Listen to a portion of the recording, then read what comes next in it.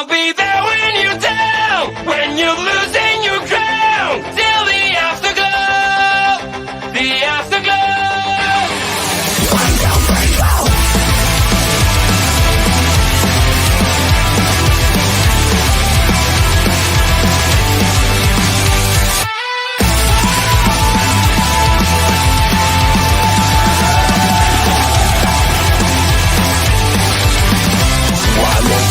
Fading away, you look so great when you gotta shine. One more part of you is gone now, as you keep smiling at the crowd. Pressure is your best enemy, spotlights show what I wanna see. Sometimes it feels like you're under attack, you just can't break free. I'll be there when you're down, when you're losing your ground, till the afterglow, the afterglow. I'll be there when you fall, when you're losing it all.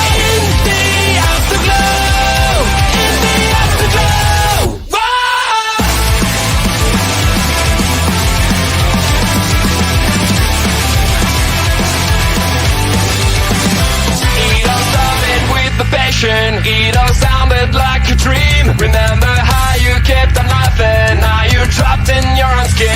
The anxiety is growing as the lights begin to shine. What if this time you totally fade? What another truth? I'll be there when you're down, when you're losing your ground, till the afterglow, the afterglow. Ladies and gentlemen, it is the PLE Patrol. We are here for NXT Battleground. Right now, we have Sexy Red in that ring here. OMD, my brother, how are you feeling today? I'm doing very well. Little bit tired, so as you noticed pre-show, I was having a cup of coffee. I got another bottle of caffeine here to keep me going. But I'm excited. It's NXT, it's Battleground, and tonight the card is stacked. And I spent the last few weeks wondering how the setup for this show was going to look, and they're showing us exactly how they did it. So the production side of me is intrigued, you know? Yes. And it looks gorgeous, to say the least.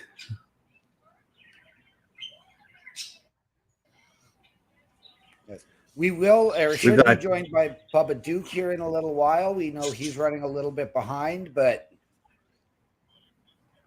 what match or what are you looking forward to the most out of this show? Oh, geez. See, when I was piecing everything together for today's show, I had such a hard time making my pick on what I want to see. Because everything on this card just looks friggin' gorgeous. Got Chris Parrish popping in saying hello. How's it going, Parrish? Glad to see you here. Oh, geez. But back to these matches that we're looking at. I mean, the ladder match excites me because of the fact that it's a ladder match. It's a multi-women ladder match, which is, if I'm not mistaken, is that not the way that the Men's North American Championship was first crowned as well? Yes, it was. Okay, so they're playing off a little bit of a history there with that. I kind of like that. Yes, absolutely. As they're showing on my screen right now, the match I'm probably looking forward to the most is the NXT Women's Championship match. Jordynne Grace and Roxanne Perez. I am totally looking forward to that match too, but as I said, this entire card is just completely stacked. Even Shayna Baszler and Lola Vice, which is what I see on my screen. Yep. Shayna Baszler and her promos have been top-notch again.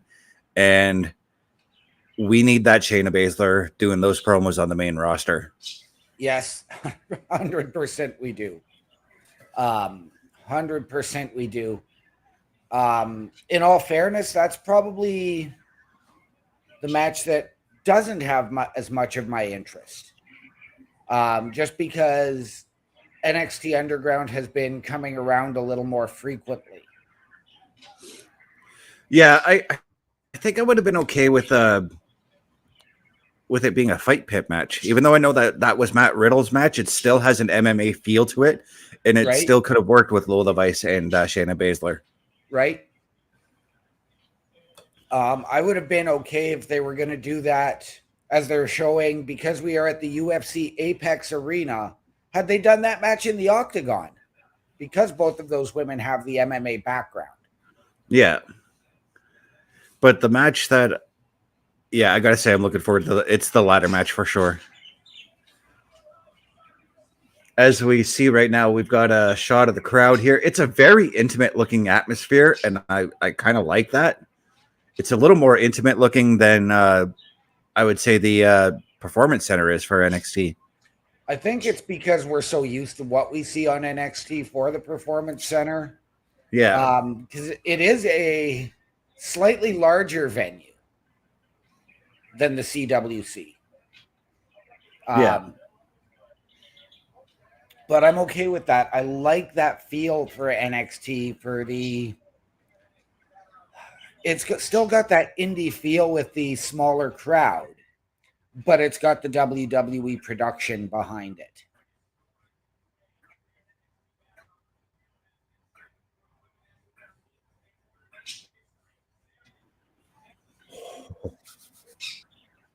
Oh, are we opening with some history? We are starting off with a banger. We've got the NXT Women's Ladder Match for the NXT North American Women's Championship, a match that I'm totally jacked about. Yep. And we got, my pick to win it entering first. History making, breathtaking. This match is going to be absolutely incredible. I do not have Sol Ruca winning. Who do you have winning? I have Kelani Jordan winning. She's my underdog pick. In these multi-person matches, you know me, I always go with more than one person. But my main pick is Sol Ruca. But what a way to set the standard for the show tonight. Kicking it off with a 6-person ladder match, right? Right.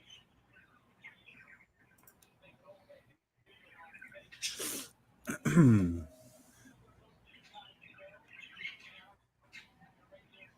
this is our friend, I believe this is our friend Chris Parrish's pick to win. No, he also told me, he said he could see Sol Ruca taking it as well. Okay. Oh, no, this is Throwback. Yeah. This is Throwback's pick to win.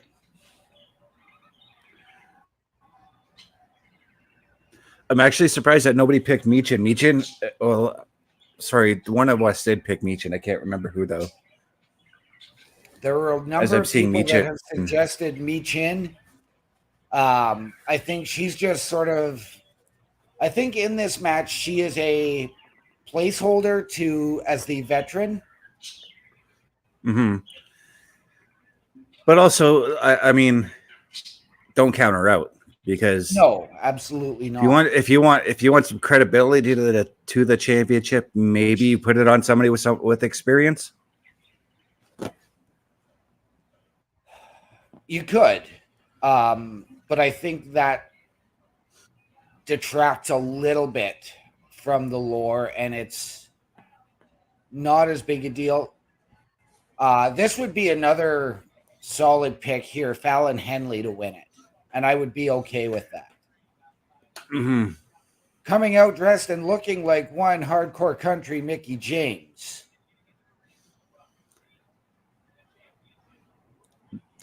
She's channeling that cowgirl gimmick she used to have. Yes, she is.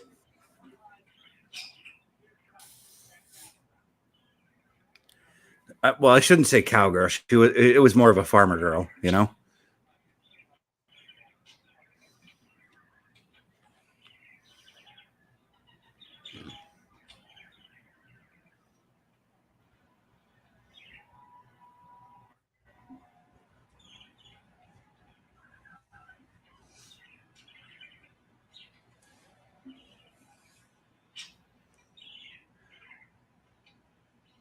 And we got Lash Legend on her way to the ring. She's probably my least favorite of this to win this match.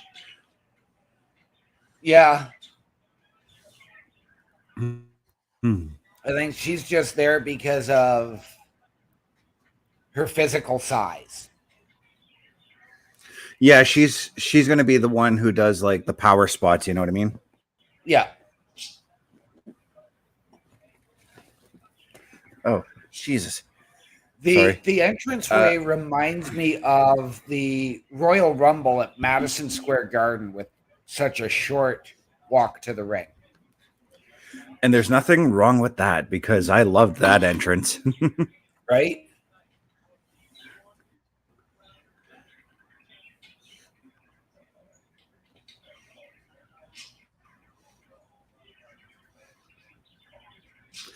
I gotta wonder how many UFC fighters are actually at the arena, just checking out the WWE setup. Because I would not be a lot of them would be just I would not be surprised if there's a section for them. Yeah. Because a lot of them, you know, they go to the Apex to do their training. They're used to seeing just the octagon. So, and there's Kelani Jordan. There's your pick to take this one. My pick to take it all. Yep.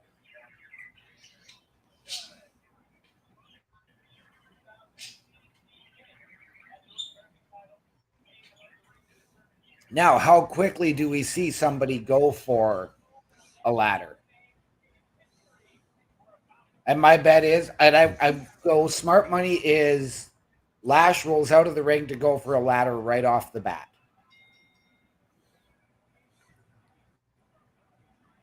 I was just going to say, and she started to do it, but Fallon Henley. You'll see in a moment what I mean. Oh, it's Fallon that. Yeah, she tried to, but Sol Ruca stopped her. Yeah, no, I had Lash going for it first. So.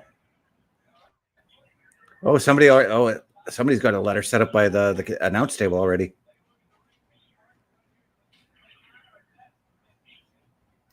And yep, as we called it first.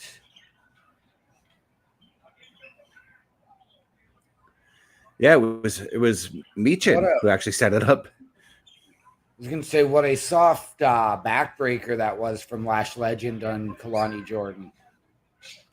Yeah. Well, like you said, she's already doing what we expected her to do. She's there for her power spots.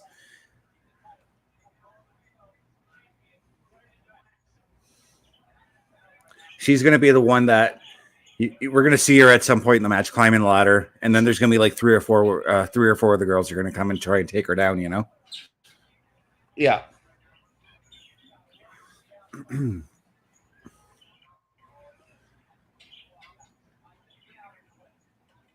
then we get that alliance between our two picks. Yep.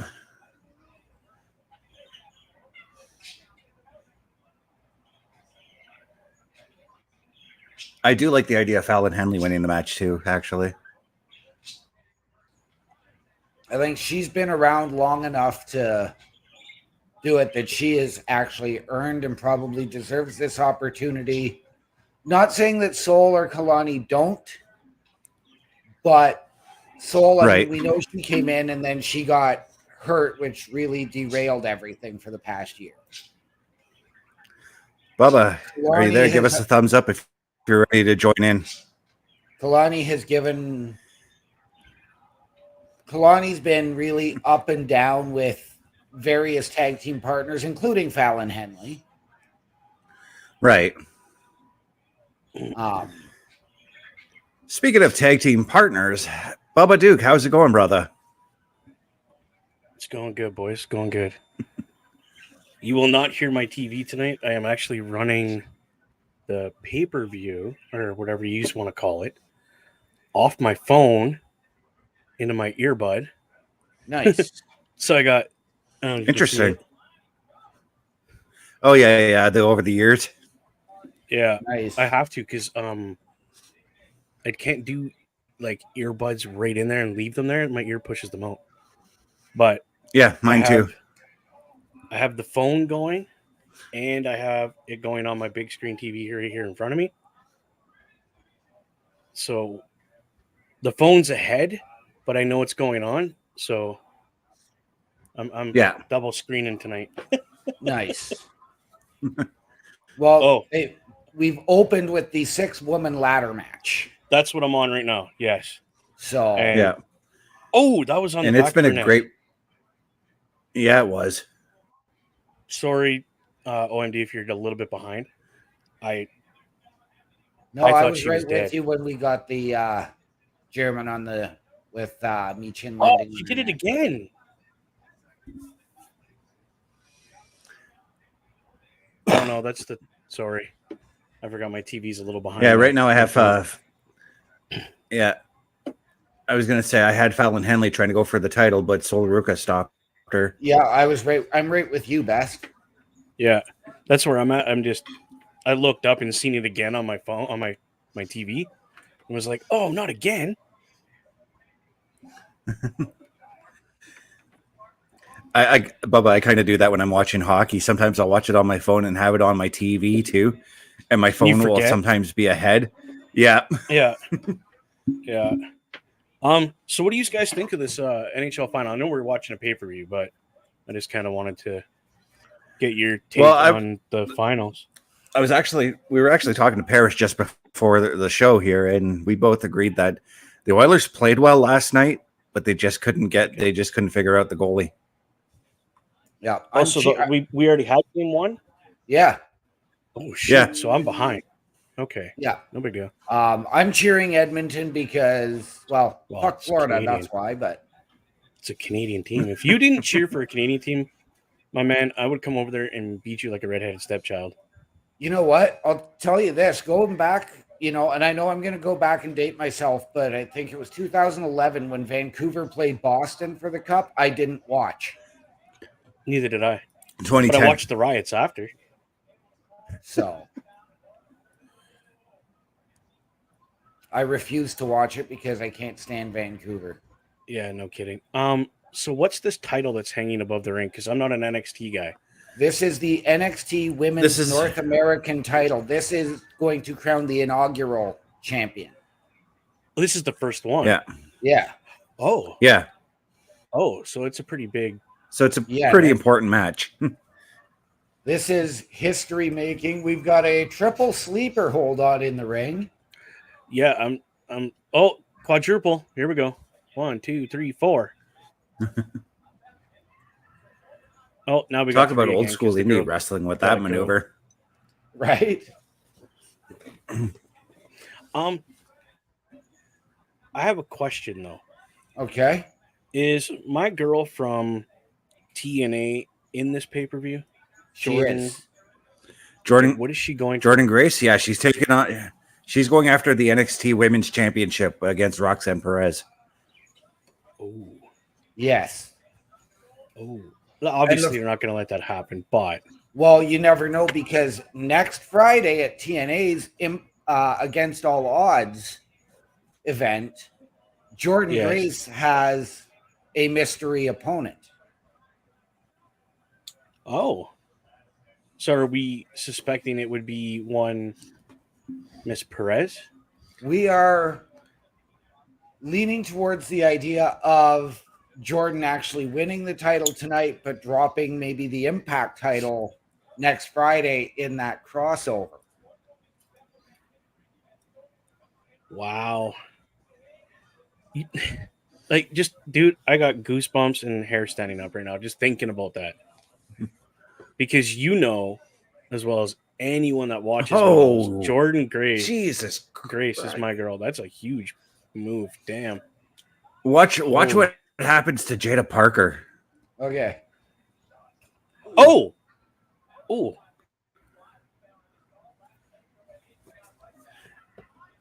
You just caught the X Factor there?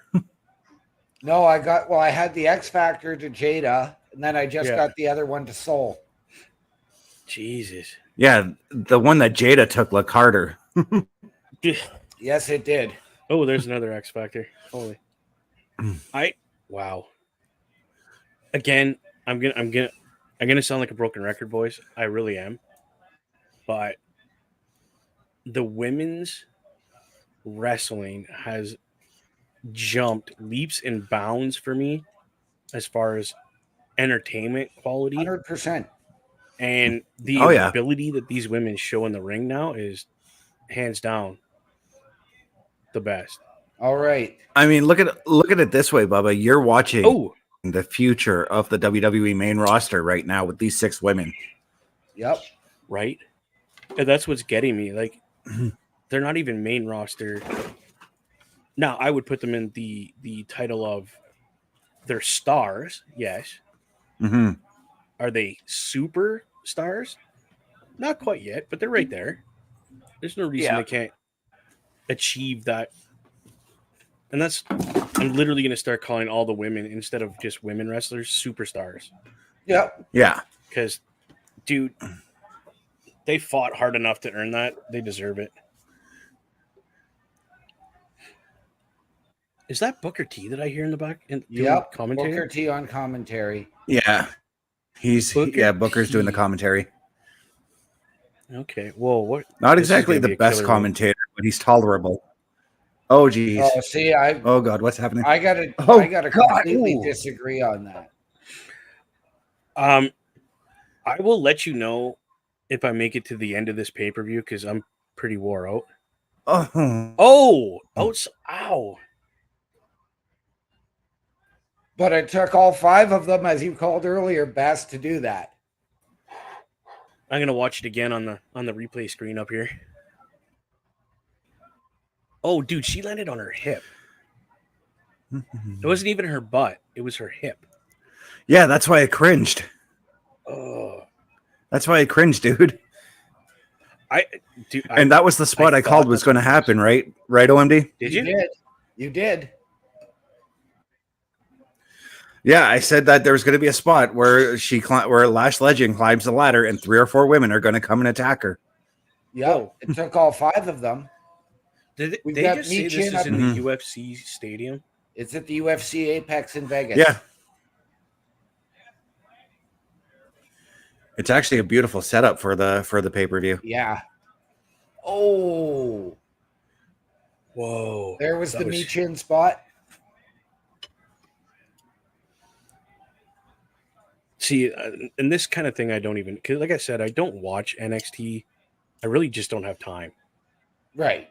That's what it comes down to. I just don't have the time to dedicate to Raw, SmackDown, NXT. I try to catch AEW just to keep up on what's going there. It's a lot of wrestling right now. Yeah. Oh, it is. Yeah, I cut out for that. I cut out. It's an amazing time to be a wrestling fan because everything is thriving except AEW. There's that move I love from Sol Ruca. There it is again. The Soul Snatcher. I love it when she does that. Yeah. Oh, it's like a flipping stunner. I love it. What the? She just did it off the ladder.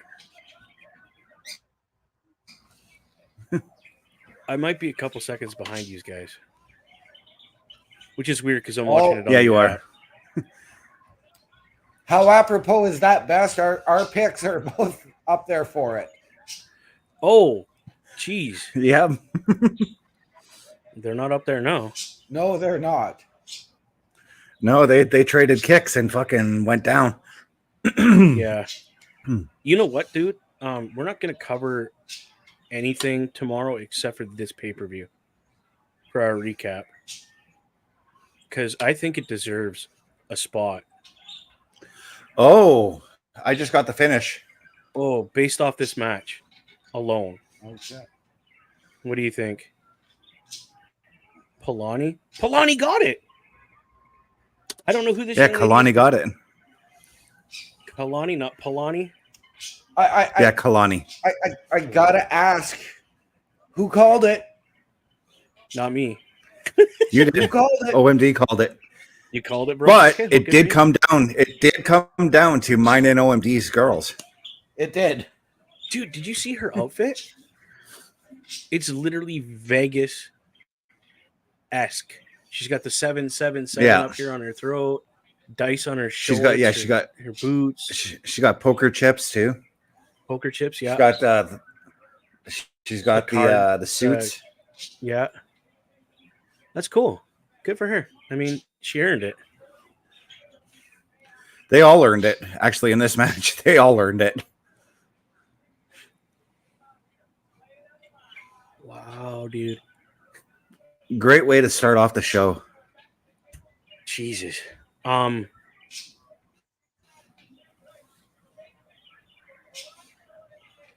Again, not an NXT guy. I'm sold on this pay-per-view already, and it's only match 1. Right. Yeah. This entire card is just looking fantastic. It's a stacked card, and it's half women's matches. Yeah, they went 3 and 3. 3 women's matches, 3 men's matches. Yeah. Yeah.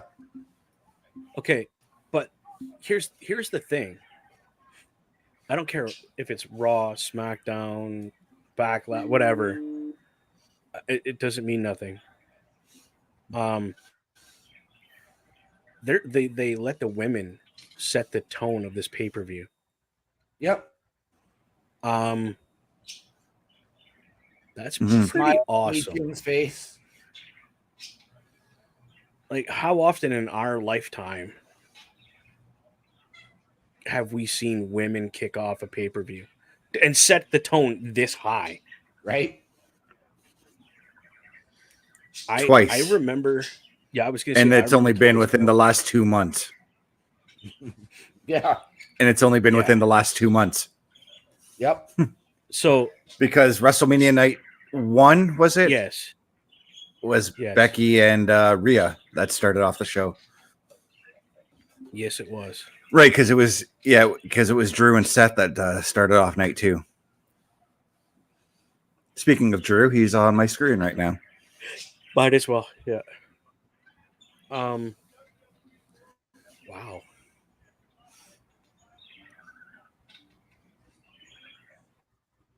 Okay, so I might just turn the TV one off because it's starting to lag already. Which I could care less about at this point. Let's turn that off. Right here.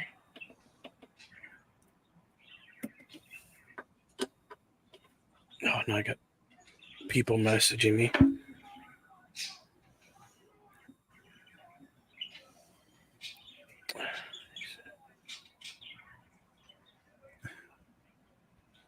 Why are they giving us a top 10 on the network? Oh, maybe it's because of what our next match could be. Yes, potentially. You're Do you remember what I said about that?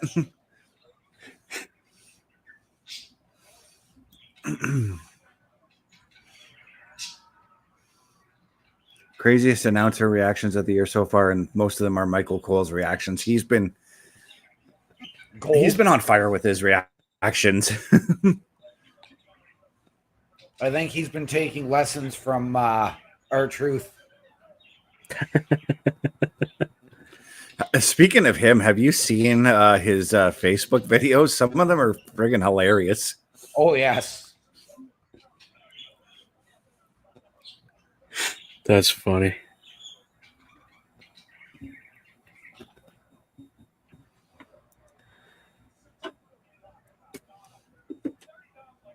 Oh, Jesus. Rocky. Slap the herpes off your lips. Jesus. Yeah. Dirty dong.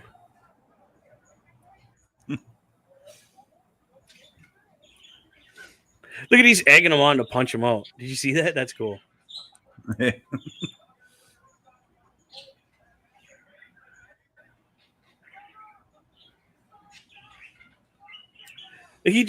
Snoop just killed the entire broadcast team with that.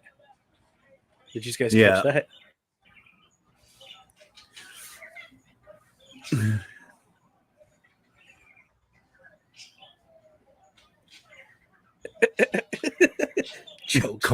Cole right out. Cole's trying hard not to break. He's trying so hard not to break in that one. Right? Oh, R-Truth almost got me on that one.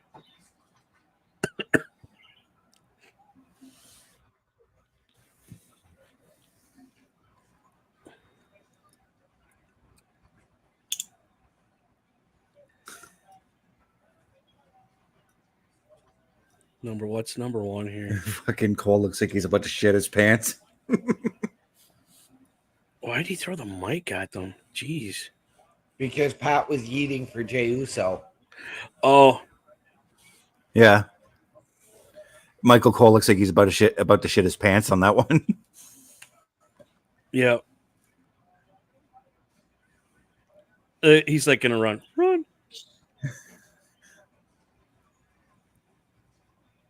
Like he puts Cole between him. Those little top 10 clips, I gotta say, I do enjoy them. Oh, absolutely. You know, he has definitely come into his own as a color commentator, commentating period. I've seen him take matches I was not interested in and make them interesting. Yeah. And that's talent, because when I shut off because I don't like a match, it's hard to get me to reinvest my time and energy into it. And he's done it 3 times that I know of. So, pretty impressed. What are we selling tickets for now? They were talking about a fan Fanatics fest that's going to be happening in Fanatics Fest for, happening in New York City. Yeah. You see they got the Hulkster going to be there? Yeah, Rhea and Cody and 2 mystery guests. As far as I'm concerned, they could get rid of Hulk Hogan. I'd go meet Hulk. I honestly couldn't care less anymore. But the thing is, I don't know if I would want to meet Hulk at a place where I would have to pay tickets to, because you can just fly to Florida and go to his store and meet him there. Right? If he's there. Yeah. Because he's either there or where's the other one, in California? They're both in Florida, actually. Oh, they're both in Florida. See, I didn't know that. One was in California, one was in Florida. Lola Vice taking on Shayna Baszler in an NXT Underground match. This is basically going to be an MMA style brawl because both women have an MMA background. Oh. Okay.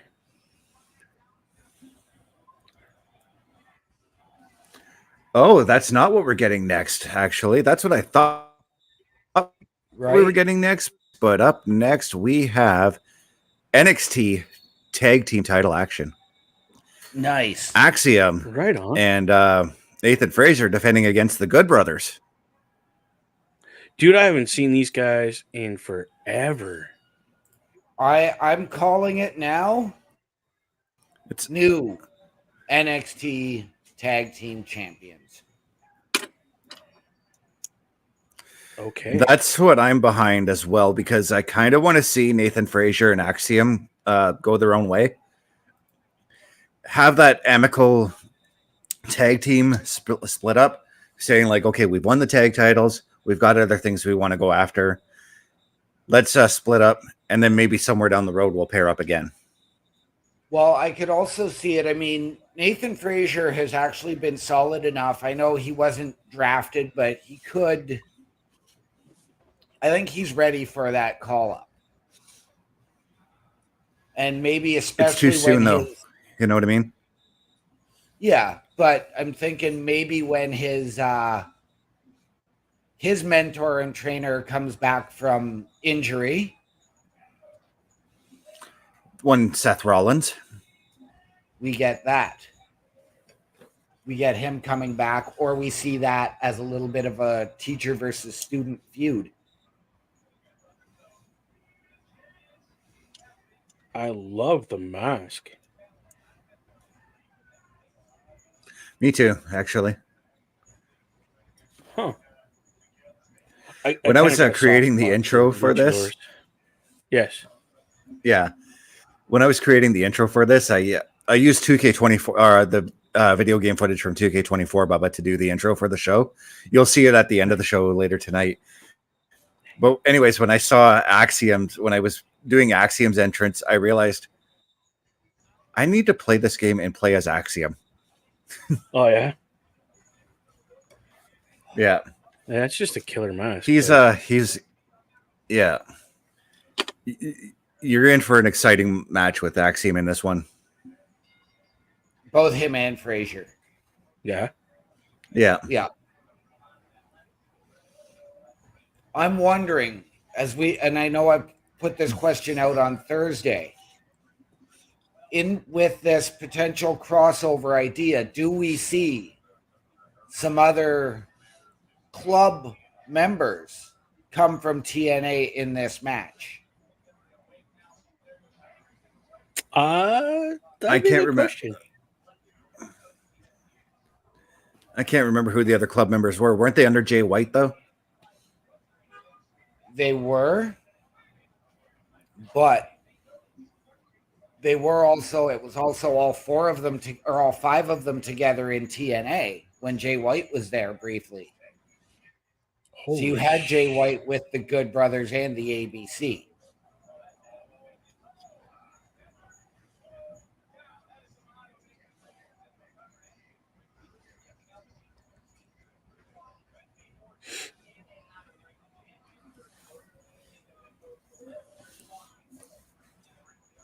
They're doing the smart thing right now by keeping they're doing the smart thing right now by keeping Anderson grounded right now. Yep. Well, and keep the little guy in the ring, right? You let that big guy in there, he's just going to demo everybody.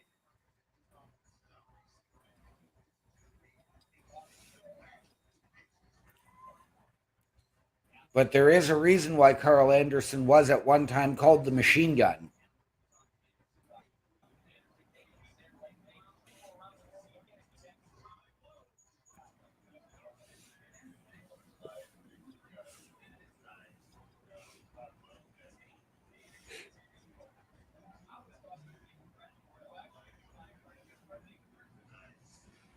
I also heard some news about another wrestler that I like.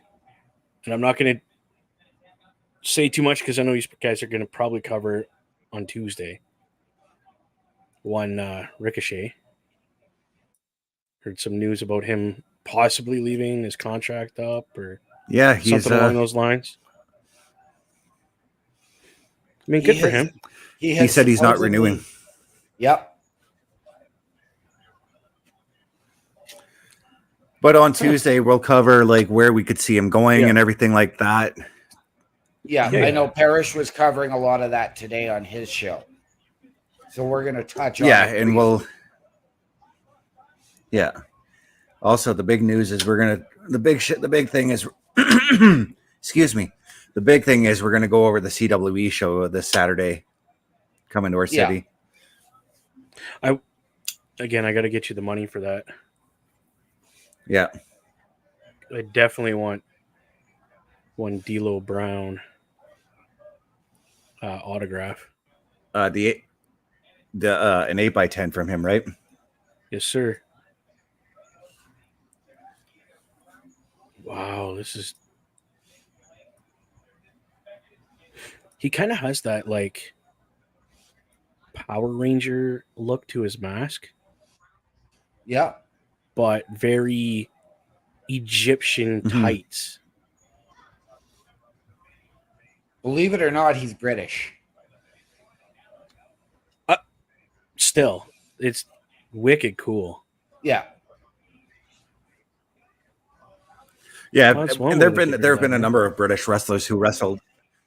There have been a number of British wrestlers who wrestled under the mask. So, oh yeah, tons of people. Who hasn't really? I mean, if you started out in that kind of,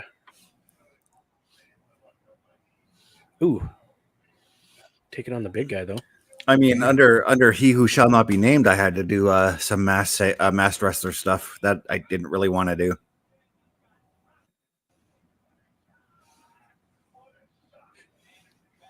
I still have my But- mask, and I wish I could put it back on.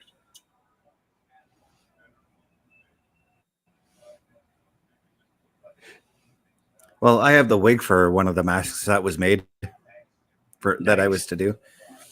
I played Doink at one of He Who Shall Not Be Named shows.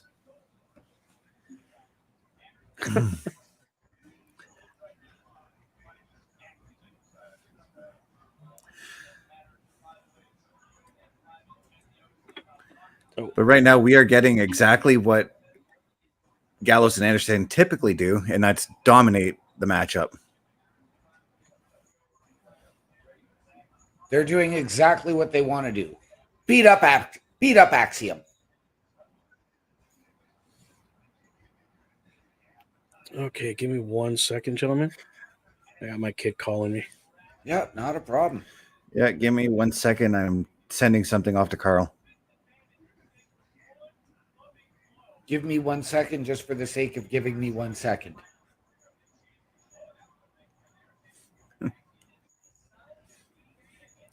No, he sent because he said he was going to do the thumbnail for the show on Tuesday. He just sent us it. Okay. I'm gonna have to remind me to download it after the show, though. Okay.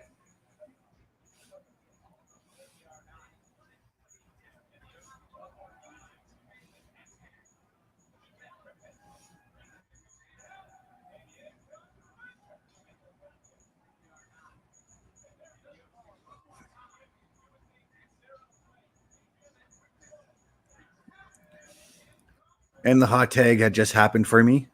Yep, I've got it. Nathan Frazer just. Yeah, you and I are Oh, about the same best. Yeah. Yeah, I'm actually slightly ahead, but I'm trying to report around the same time you guys are seeing what you should be seeing. You know what I mean? But yeah, that flipping DDT gets me every time I see him do it. You know what though? That's the flip off the top into the reverse DDT. That's an AJ Styles move. So Yep.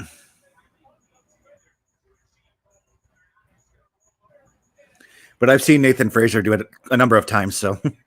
yep. And the immense size of Luke Gallows taking moves from me, because these are moves he just did something I used to do with one Tim Horgan when we were tag team. Right.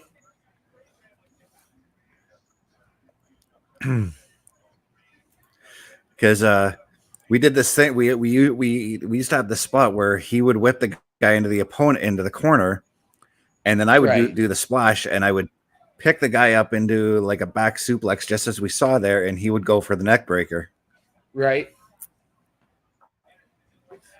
That wasn't even our finisher. Should have been.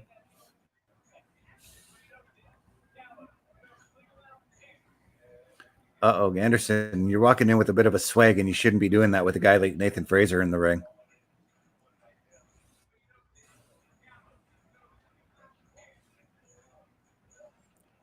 See what I mean?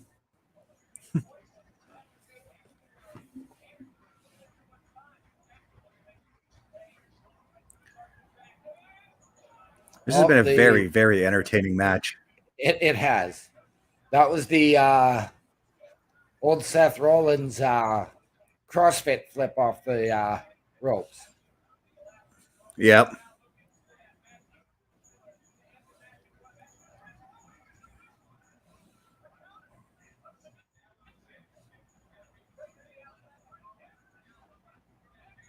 Oh, I didn't think that was going to happen that way. I didn't get the finish, but I kind of thought they were going a different way with that sleeper on how to take Gallows down.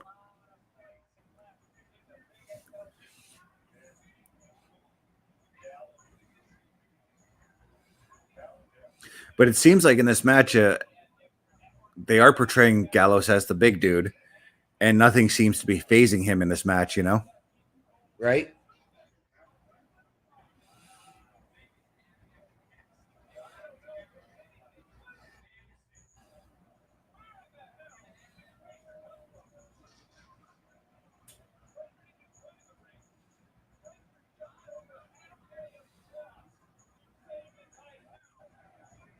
I, of course, say that as Gallows rolled away there for earlier to sell what the maneuver. Yep.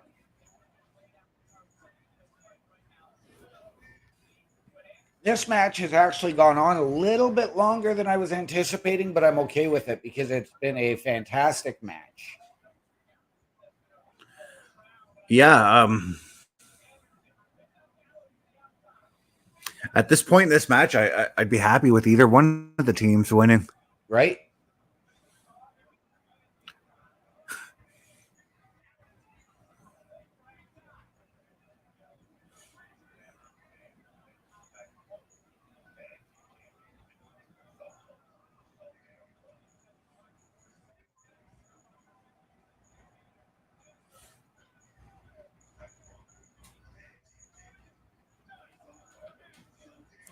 Oh, I thought that was it. I thought that was it. An avalanche TKO. Wow.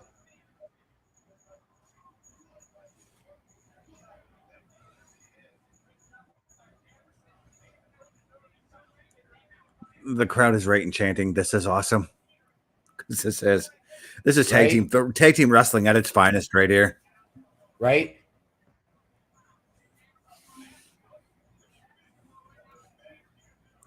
You notice too, like just looking at this card, all but two matches on the show are multi-person matches, and Yep. all of the matches have something on the line or is a step match. Yep. The Spanish fly. That's such a beautiful maneuver.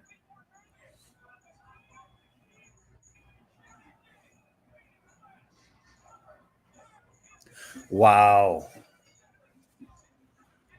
Wow. Just got the finish, dude.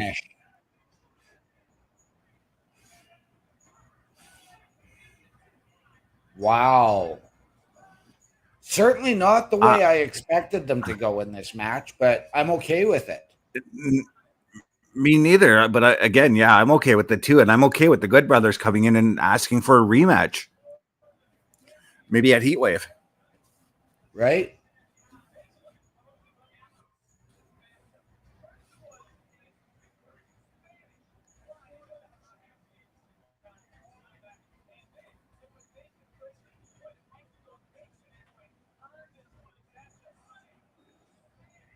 All right. Welcome back, Bubba. That was an intense match, man. It was. Like, I have it in the corner of my screen while I was talking to my kid. Yeah. And that was intense.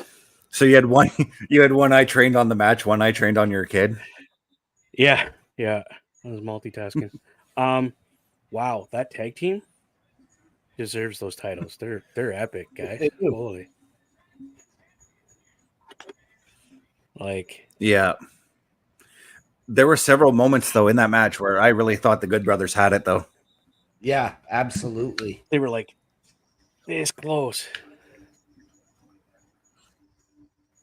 And that's why, like, before you came back in, Bubba, I was saying to OMD, like, they're going to ask for a rematch. 100%. Yeah. And it's going to be epic.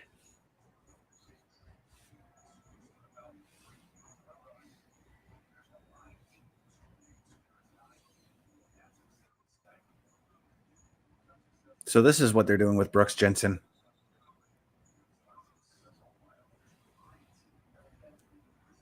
Or is that Josh Briggs? I'm sorry. I confuse the two Briggs. sometimes. That's Josh Briggs. Okay. Yeah.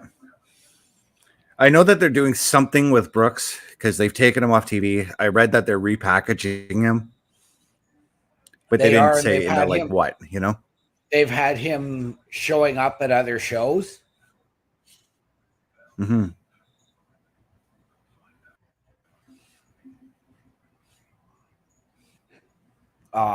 Essentially, they want to make him probably this new like monster heel.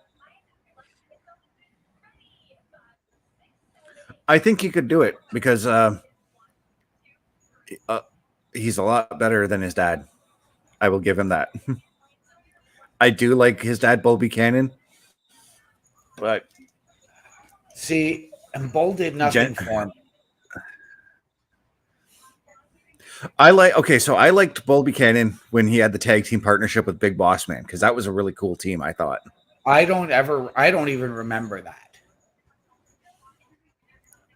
They had a match at WrestleMania 16, dude, with a man that I'm going to be meeting this Saturday. I do not remember that.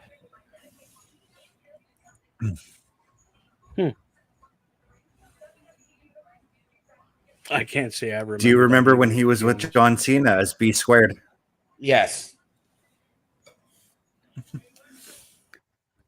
It's the data in me, guys, that remembers these things.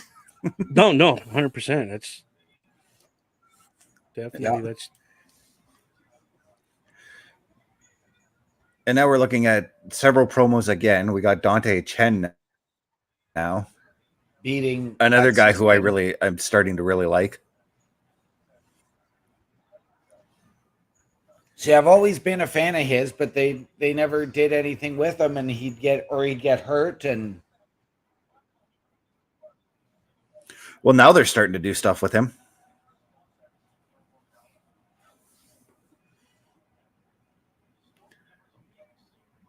And the first time I watched him wasn't even on NXT. He was on Main Event.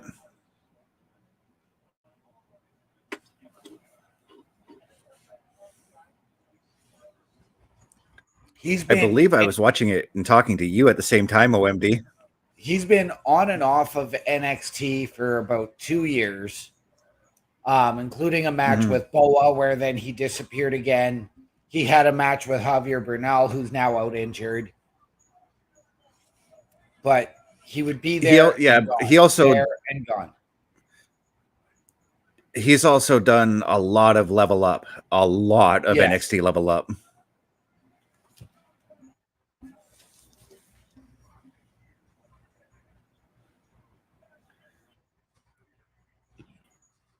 $2026. What are they promoting? SummerSlam. Sorry. Oh, you didn't mean to jump on you there, buddy. Oh, yeah.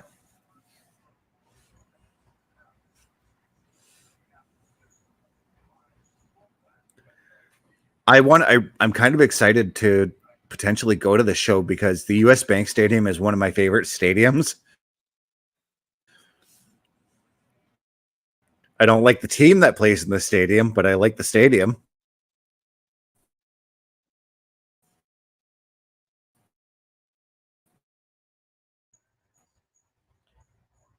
See, the stadium to me from the outside is one of the ugliest I've ever seen.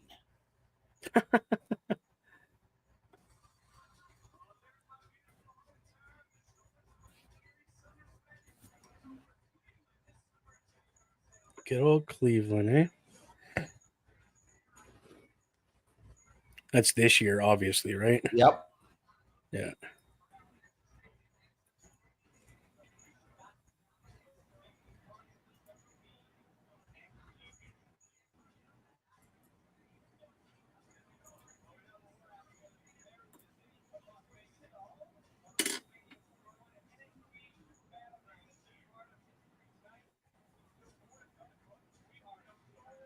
Oh, I was going to say, are they about to announce SummerSlam 2025?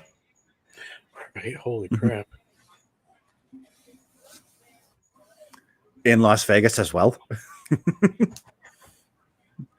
They're really promoting the shit out of WrestleMania 41 tonight. And that's not a bad thing because they are in Vegas and that's where WrestleMania 41 is going to be. Yep.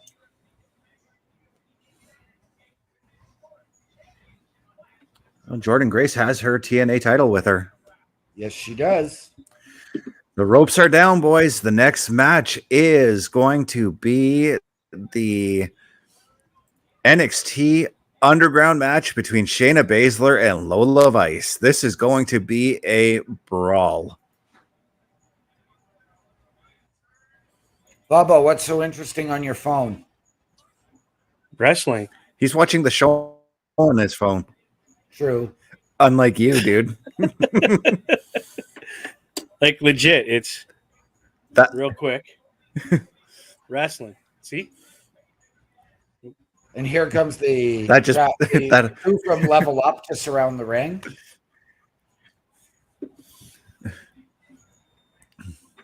That whole joke just backfired on OMD. It really did, because usually we're harping on him about being on his phone, but I'm literally watching the wrestling on the phone because Parrish is a nice guy and let me use his network. Right. His network account, for events like this. Whoa. The hell?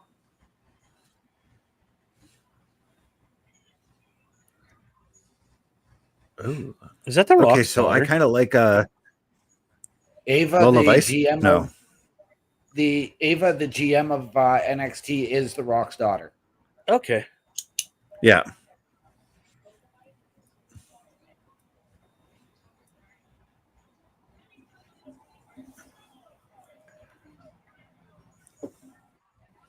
So this lady was a UFC fighter as well, like a mixed martial artist.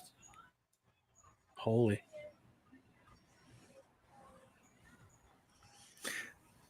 Yeah, she was an MMA fighter in Bellator, though. Another MMA company. Yeah. No, I used to watch Bellator more than UFC. Yeah.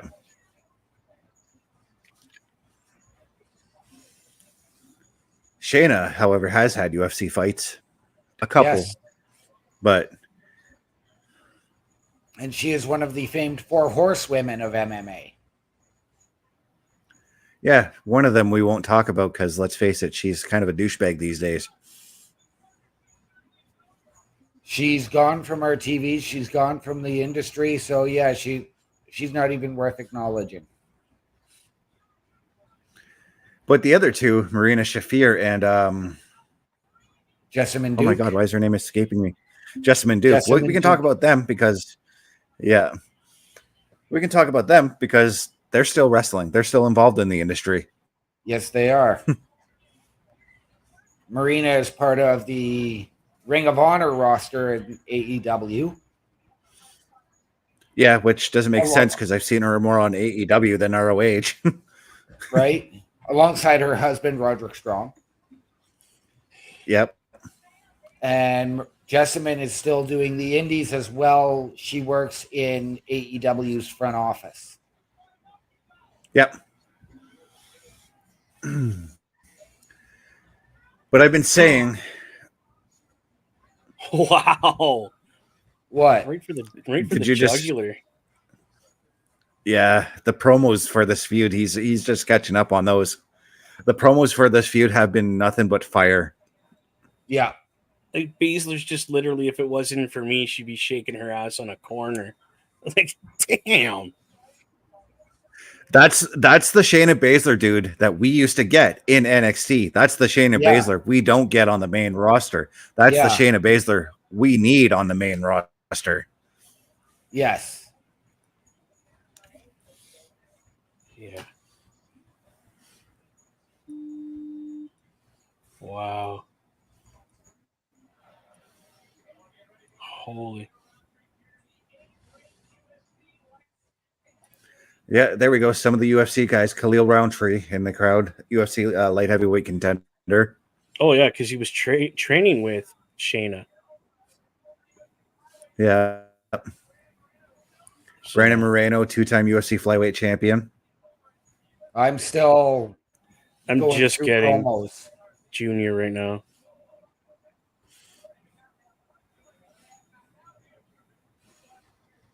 Yeah, I'm just getting to the UFC fighters. Flyweight champion now. Yeah. Oh, shit. Good for him. First Mexican-born UFC champion. Yep. Good for him. Be proud of that. We've had a lot of contenders that were from Mexico that just couldn't do it.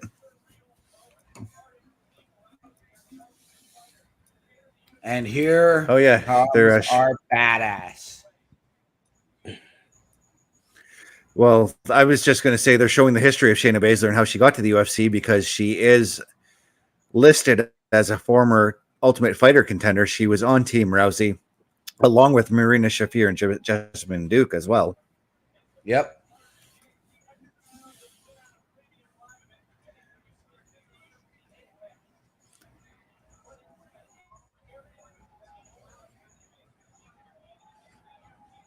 Wow, that's some pretty intense theme music. Mm-hmm.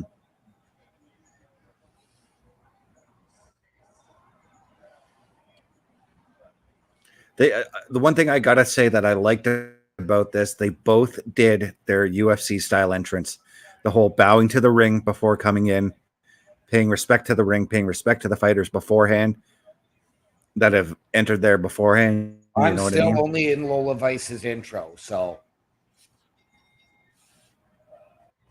because my signal decided to buffer through the promo package. Fuck, that sucks. No count out, no pinfall. The only way you can win is by knockout or submission. Holy. Yeah. Like I said, this is going to be a full on brawl between these two women. Like full contact. I think I would. Yeah. This is why I said, like, I would have been okay had they done this match in the octagon. Pre-recorded kind of You thing. know what else I think I would have...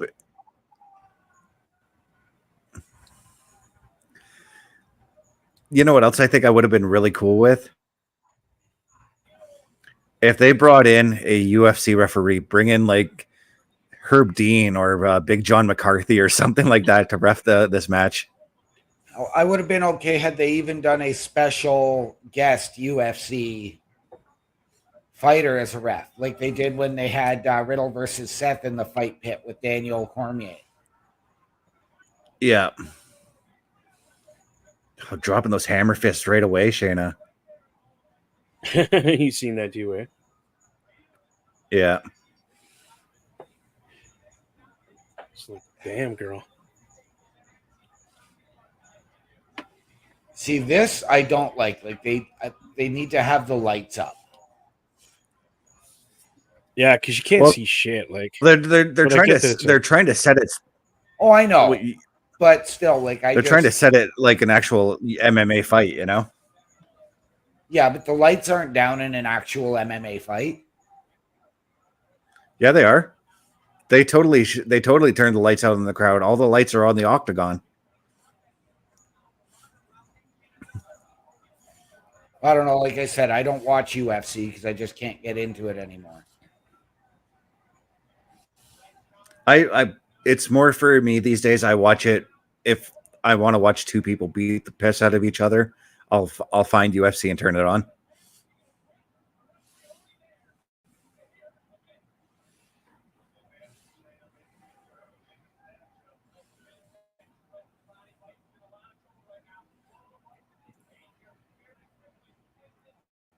Oh, the ankle lock.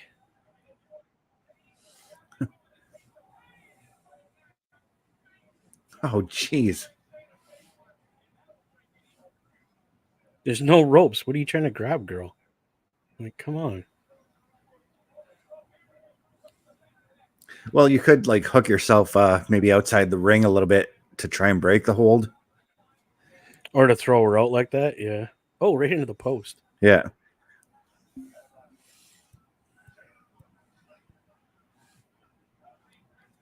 OMD's over there coughing a lung up. I don't miss that, to be honest with you.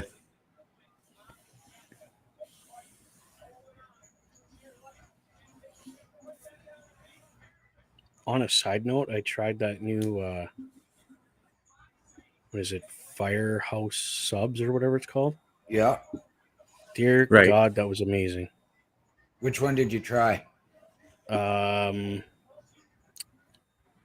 Like not a pulled pork, but it was sliced brisket. Okay, I haven't tried that one yet. I would suggest getting them to put more barbecue sauce on than what I had, because it was literally they just went and that was it. Right. But a little more would have been probably ideal.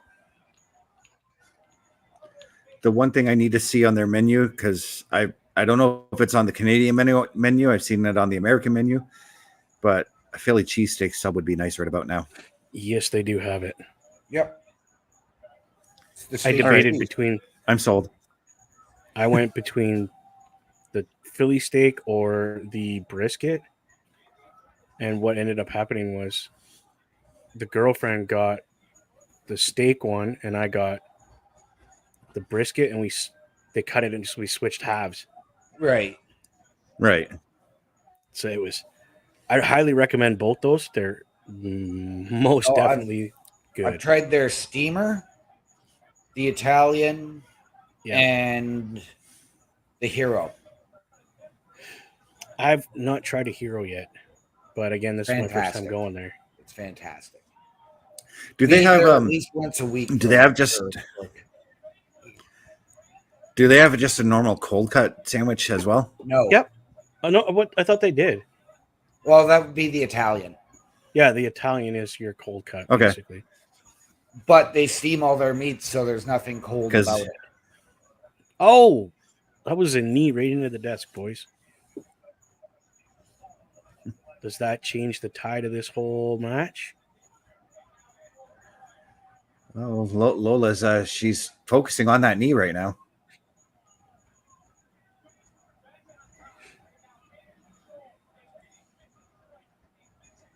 I am loving Shayna's gear right now. She's got like blood splatter all over her gear, and it looks really cool. Is that what that is? It's like blood splatter? Yeah. Okay. I couldn't make out what it was because I'm watching it on such a small screen, right? Yeah. Oh, knee lock.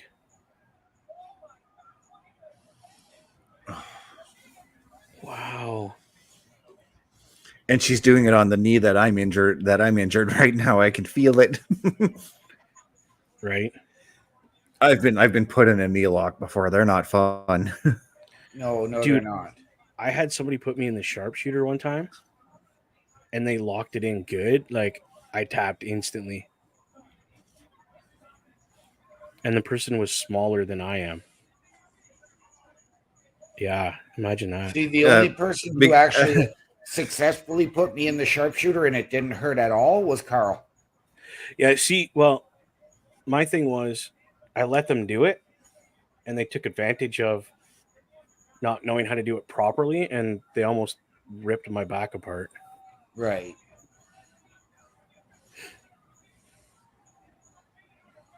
And then it turned into a complete brouhaha because I got mad. Right.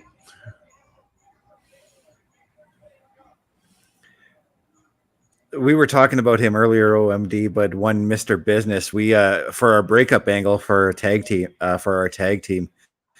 him and I had a match, and there was a spot where he was going to put me in the walls of or the lion tamer because that's what he was using for a submission. And I'm like, the spot was he was going to put me in. I was going to grab his ankle and snap him out of it. But holy Christ, did he ever lock me in tight and like almost prevent me from doing it? Oh, Jesus.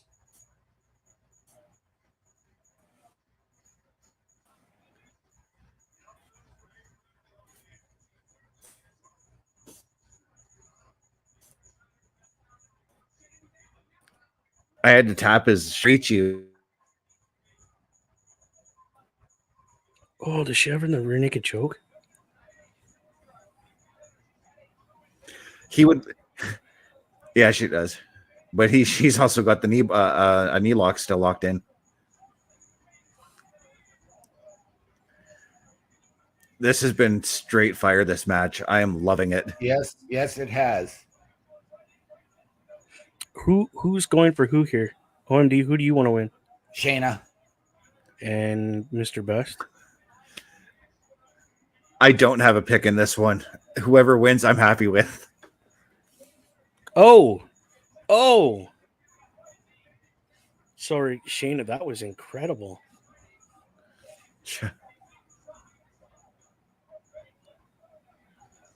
I can't pick because I really don't know the other girl.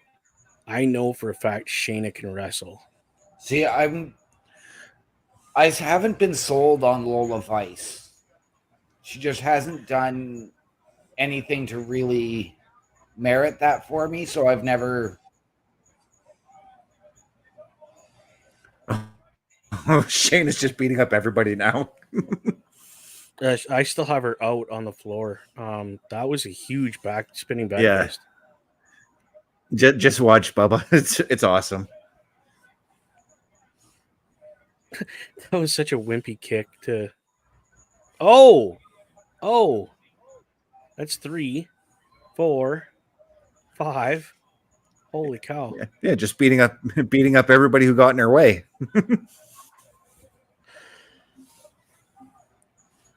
Oh, she just gets kicked in the side of the head. Like, oh the hell!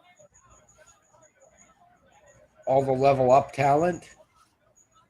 Yeah, she's just leveling them out. Is what she was doing.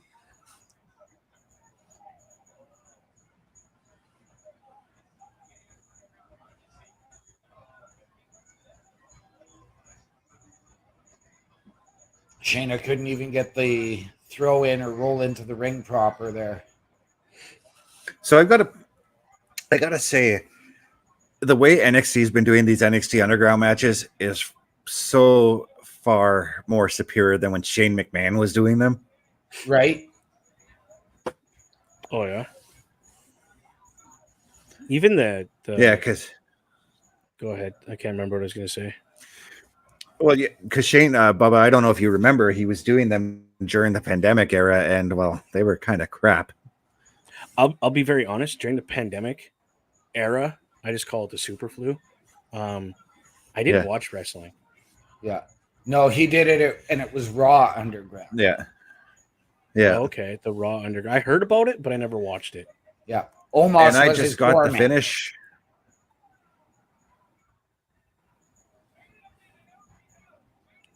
Oh, look at this. Oh, it's done. No way. Yeah, it's over. Shayna's out. She's confused to where she is right now. She's got a hold of the ref.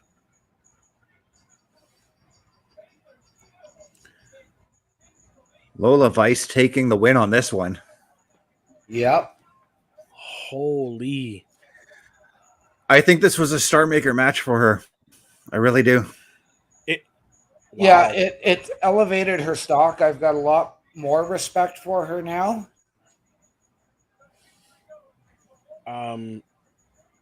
Like I said, as a guy that doesn't really watch NXT, I'm invested in this character now. Like, I want to watch NXT now. Yeah, Baszler had no idea that she had been knocked out. She was running on pure instinct at this point, and she grabbed the ref. Yeah. Which does happen in MMA fights where the person has no idea they're knocked out. Their body's just moving. Yeah. I've seen it several times. I've had it happen to me. Yeah, I mean, MMA fight, but in the ring. Wow. So that's only match 2. 3. Match 3. Yes, because we had to take 3 more matches to go. Yeah.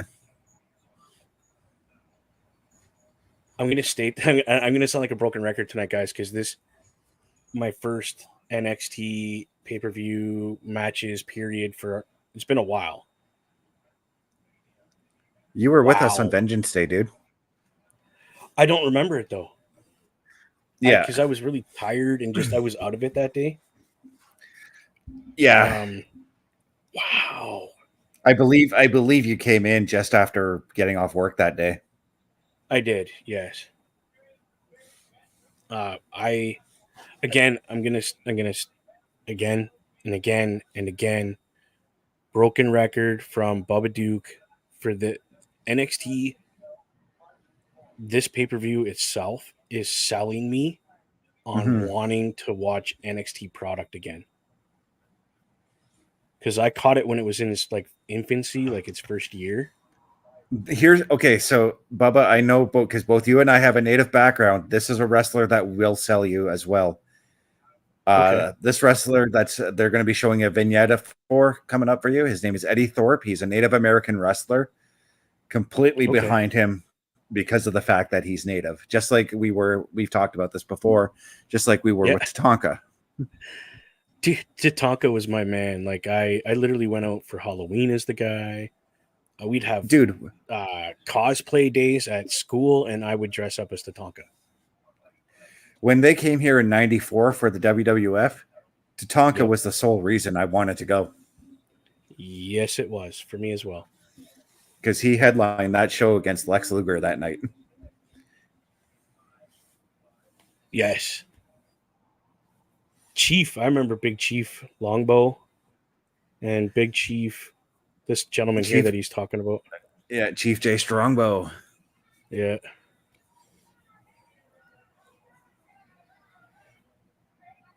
So he's a direct descendant of Big Chief. Yep. Is what he's saying here. Okay. He'll be returning this Tuesday. I wonder who he's taking on.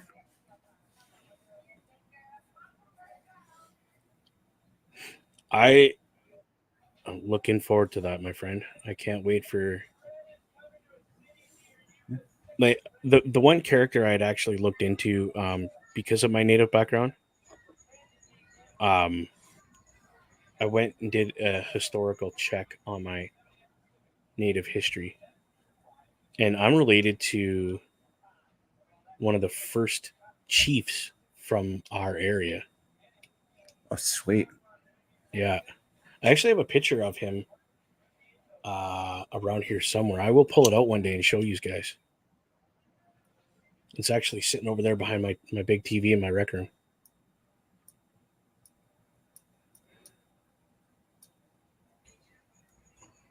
Okay.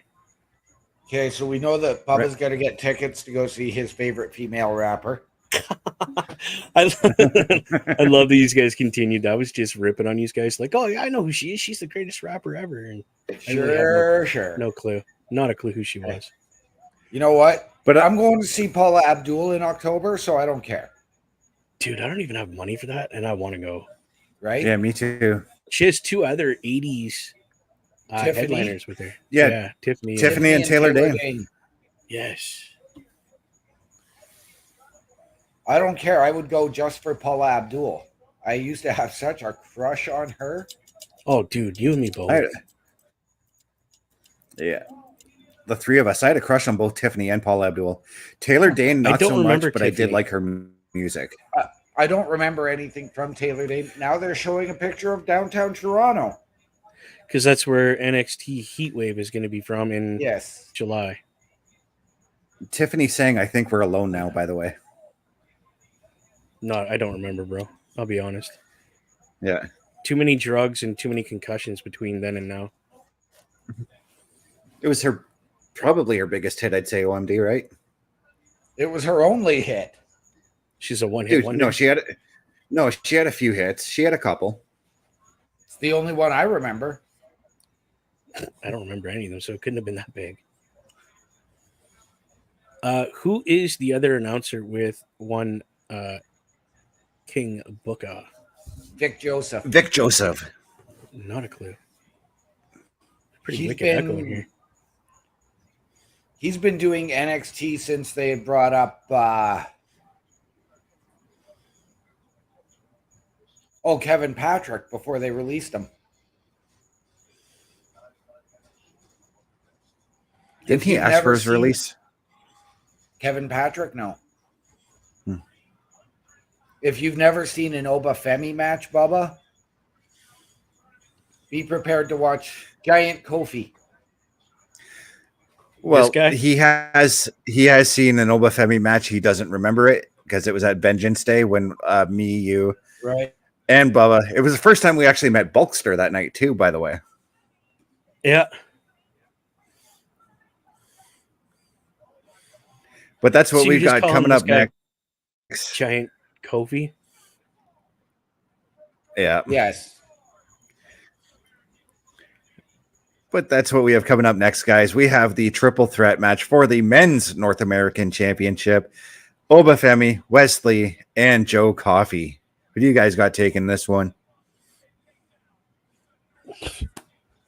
I'll give you my pick. One of them's going to win. I have Oba retaining.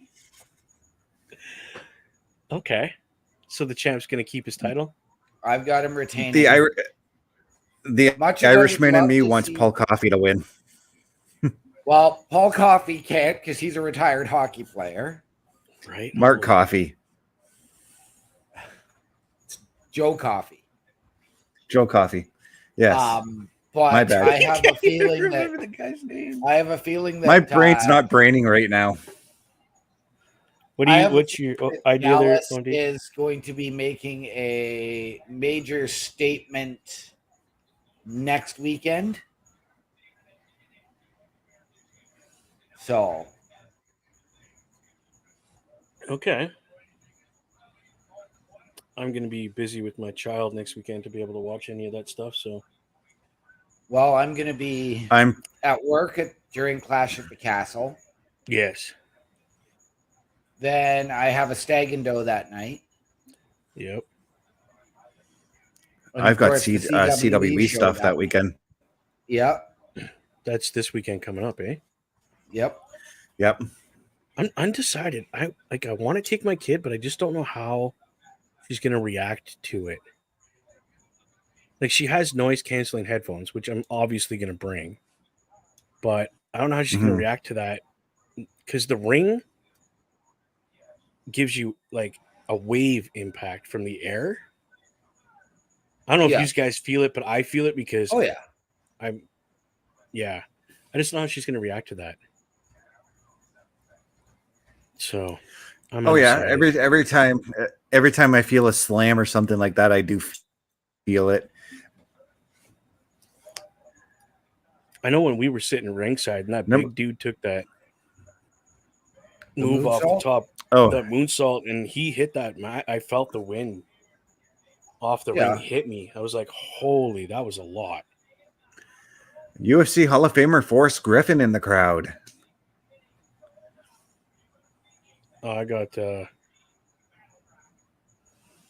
bantamweight guy right now. Yeah, they're going to show Griffin next. Oh, there he is. Still looks like he could fight, but he's obviously too old now. Yeah. Well, I mean, I still remember the match him and the American Nightmare had in the first. Him and Stephan Bonner. Stephan Bonner, the American Nightmare, Yeah, they fucking destroyed each other in that fight. Dude, they literally just stood in the middle of the ring and hockey brawled. Yeah. 3 rounds straight. The first round of that paid for the pay-per-view itself for me. And that's just it. It wasn't even a pay-per-view. It was live on TV. Right? Like, Dana White was so smart to just walk in and say, look, you guys both have a contract. I honestly, probably the smartest decision that guy's ever made. Yeah. And I don't know if OMD had caught that back in the day, that UFC stuff. Nope. No? I haven't watched UFC since Shamrock and Severn. Whew. 1880 what? Yeah. You old bastard. Again, you want another entertaining guy? Watch Wesley, Bubba. Yeah. The guy just came in. That's in the ring now. I've been watching him since he was in TNA. Okay. And now we've got on my screen, I have Joe Coffey. That's he just came in yet. Yeah. the drink, not spelt the same. I hope you guys got that reference. Yep. I'm ignoring it.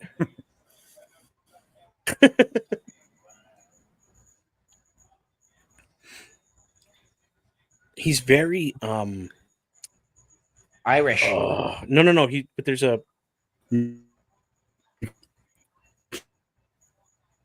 what's that show? Peaky Blinders. You can't ignore the Green Mile, and he's got. Chris is lagging hard. Yep. All right. So I don't know if any of you guys have watched the show Peaky Blinder. That was Netflix. A really bad lag. That's what that dude looks like. He reminds me of one of those gangsters from that show. The the southeast side of Ireland. I started to watch that show before. Go ahead. He is from Ireland, so I started to watch that show, but unfortunately, I had to cancel my Netflix in the middle of watching that show. Oh, no idea. When I get it back, though, I'm going to finish that series. It's epic. Okay, so this big, giant Kofi Kingston-looking guy is holding the title. Yeah. Yeah, he won the NXT North American title in his third ever match. I wonder why. Look at the size of this guy. But he can work. I was just going to say that the difference between him and Big Show's very first match was for the WCW title, and he won. Big Show couldn't work for shit during that match. Right? But again, how much training did the Big Show have before he was put into that match? None. Like none. Literally none. How much training is this guy? I'm going to give... I want to see when Oba Femi goes to the main roster, I want to see him bury Braun Strowman. That would be epic. That's not going to happen, though. That's just going to be a straight-up pure six brawl between the two of them. You know who I want to see him take out? Bobby. Almost? No, Bobby. Yeah, him and Bobby would actually be a decent match. Yeah, it would.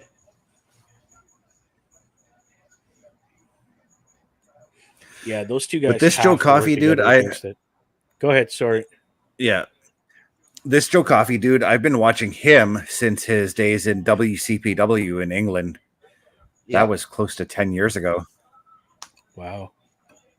Like, he's no little dude neither. Like, he's got some... Oh, yeah. Some beef to him there. Both he and his brother have that beef. Yep. Oh, I don't know who his brother is, but I'll take Mark your word Coffey. for it. Yeah, they're both beefy Irishmen. That's because That's because they eat their potatoes and drink their Irish whiskey. Yeah, taters are a big thing over there. Yeah. Whoa, that was cool.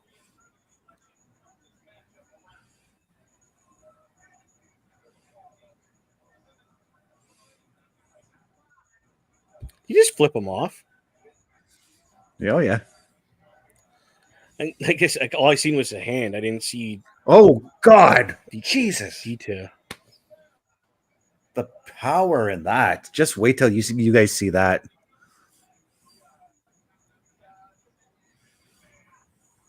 Jesus.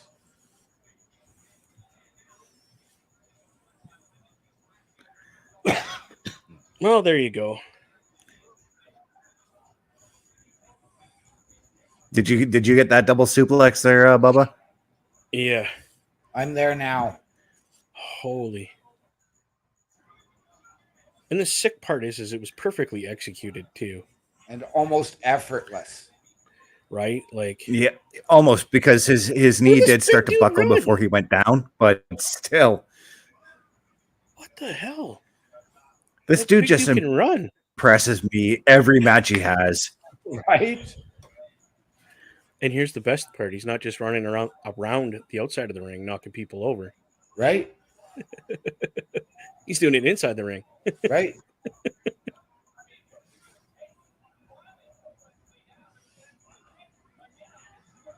Holy cow. But they're doing the strategy that I said they should have done in the 6-women match that they did do. You've got the two smaller guys going after the big dude. Yep. And it also doesn't help that he has the title as well.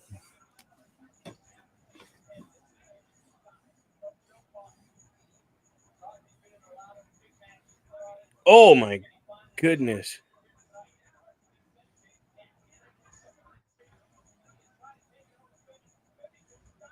Oh God. What is he doing? Oh my goodness. Okay, that was actually pretty cool.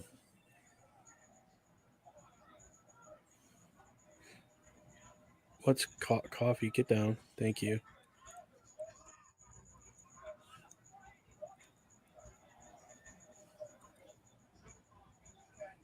What the hell? Just catch. Oh, You just got the press slam off the top rope. Oh, it's awesome. Just throws the guy at him. Here, catch. I don't want him anymore. Yeah. Oba gets better and better, and I am a fan of Oba Femi. Good God. That was hilarious. Oh. I think it's going to have to be something dramatic for this gentleman to lose this title at this point. Nice tornado DDT.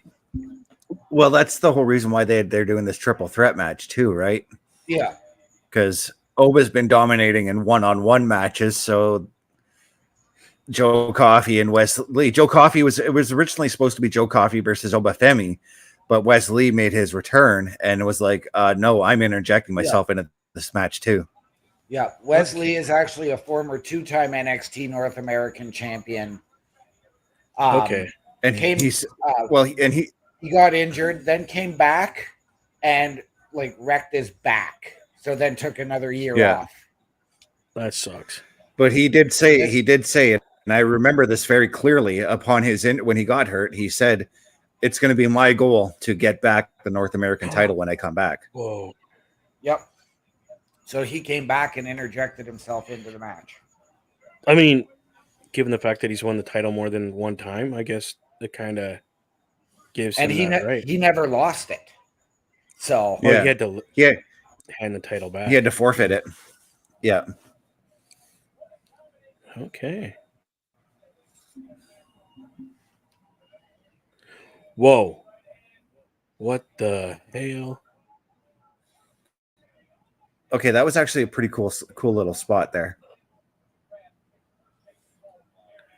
And not on the wrestler's part, but more so on the referee part. Whoa.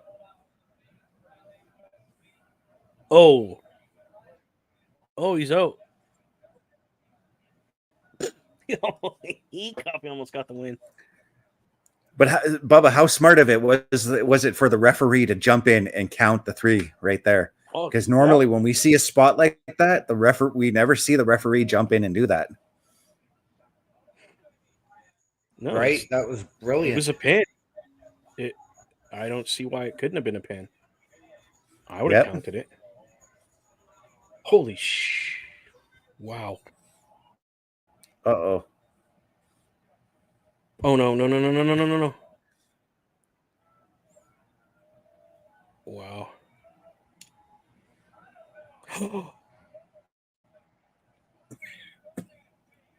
That hurts my back. What the shit? He just I just like how Oba I just like how Oba Femi's using them, like Joe Coffey and Wesley, as weapons against each other, right? Like it's the second time he's thrown this little dude at the big dude. Yeah. And if he wouldn't have caught that little guy, I think he would have landed wrong on his head. So yeah, because he literally bounced up and he didn't just hit him. Yeah. Oba was smart though. Like he you could tell he was ready to catch, but still, even if that there's just that little chance where your hands might slip and boom, down he goes on his neck, you know? Yeah, like, and again, the risks you take to entertain. Oh, that was close, dude. Okay, that was a little bit of a botch there on Oba's part. You're talking about the head scissors, right? Yeah. Yeah, I mean, but they just kept going, so good for them. Yeah, and the fact that Oba was then able to take that springboard Pele kick. Yeah. Yeah, he still got himself into the position he needed to go to for the next maneuver. Yeah, don't dwell on it. Just keep going. That's what I was taught. Big deal. Even the best of the best screw up sometimes. So. Whoa! What's this? Oh, the rest of Gallows. Whoa! Went right over the top rope. That was crazy. and then kicked him in the shoulder.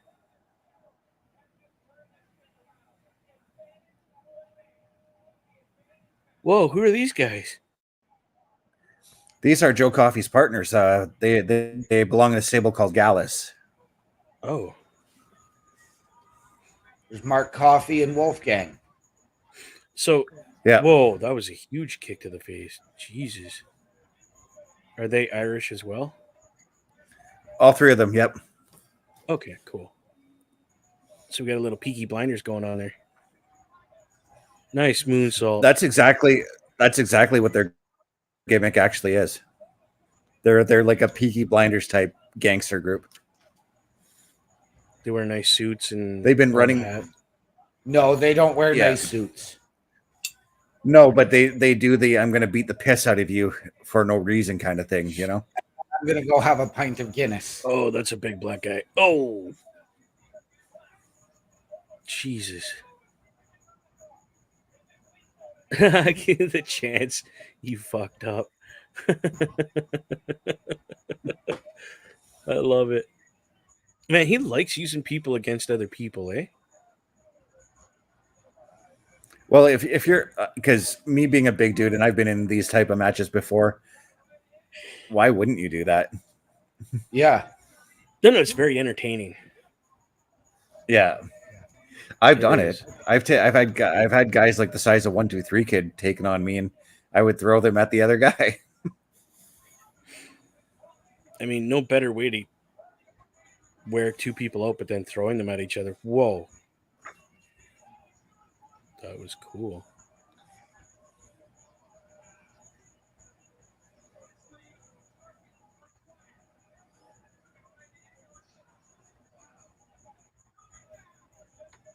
So remind me again, OMD, which one is Mark? Because I can't quite remember. Mark is the bald one. Wolfgang is with the beard and the ponytail. Thank you. Why would you pull the... I mean, save your buddy, but... Oh, snap. That was cool. Oh, that was a cool powerbomb reversal.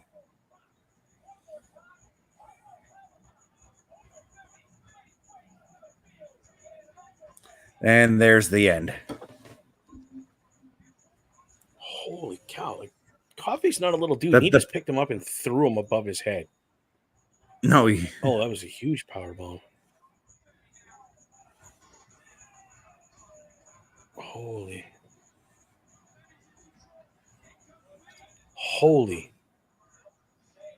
Oh, wow. Let me know when you get the end there, OMD. Yeah.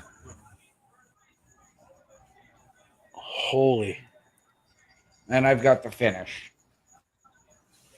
That powerbomb reversal from the Meteora was awesome. That's a different way to reverse that maneuver. Wow.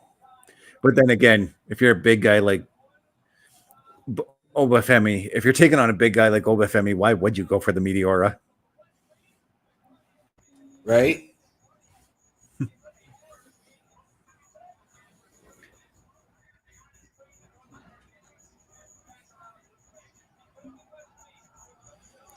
But Oba Femi, guys, has retained his North American Championship. Yep. And Wesley looked good in his return match. So did Joe Coffey look good in this match. They all three of them, all five of them, because even Gallows coming out, they looked great too. Right? That was an insane match, boys. Yes, it was. This entire show has just been fire. Yes. It's making me want to watch NXT again. It really is. Well, Tuesdays at 8 p.m. That's right. Wow. I'm usually watching something else at that point. A little thing called Turnbuckle Talk. We're doing Turnbuckle Talk while we watch NXT. Is that what you guys do? Best tonight, yeah. That's awesome.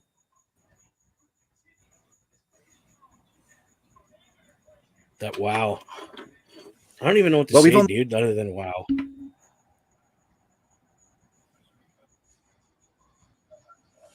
We've got 2 more matches remaining, guys. Yes, we do. And they're the 2 biggest matches on the show. They are the crossover, which I'm going to suspect is next. So Jordynne Grace versus Roxanne Perez, followed by All Ego Ethan Page making his NXT debut versus Trick Williams. Okay. I'll be honest, I probably won't they're showing say a much commercial during that next match. You're going to be like Karl when Liv Morgan comes out, aren't you? Yes.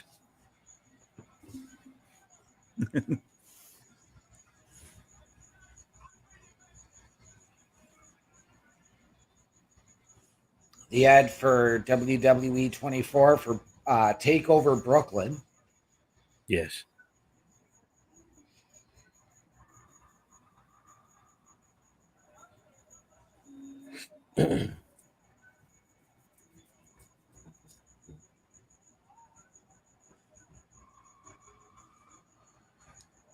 Yeah, it's a documentary surrounding that particular takeover. Yes, it is. And it was brilliantly done. I have seen it numerous times. I actually love the WWE 24 series, and I wish that I hope that with this whole move to Netflix that that show comes along with it. That one and Table for Three are the 2 shows I want to see come with it. Well, I believe they are bringing the whole network to Netflix. It's everything is coming to Netflix. Everything. Not just Raw. Right, but I want new, but I want new episodes of Table for Three and new episodes of 24 and all that, you know? I see what you're saying. Yeah. See, I used to enjoy Ride Along. Ride Along was a great episode too.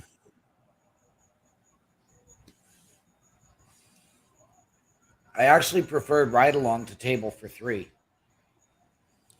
Well, I like Table for Three because they always had legends on the show, and you got to hear some of the old school stories. Oh, absolutely. Yes, because and you guys can vouch for me on this one, but being in the locker room and hearing some of those old stories is like the best thing ever. It is. Oh yeah. Like just being able to sit there and listen. Yeah, it was the best one I ever had was with Rick Steiner. Yeah. For me, it was recent. I was outside back when I used to smoke. I was outside having a cigarette with 2 Cold Scorpio and just listening to his stories. Oh, Jesus, I could just imagine.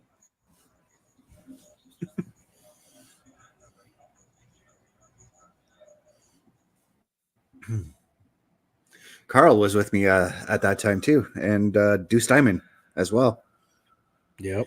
And the 3 of us, like even Deuce with his amount of experience, we were just quiet and listening to Too Cold. Got another promo for Wendy Chu here.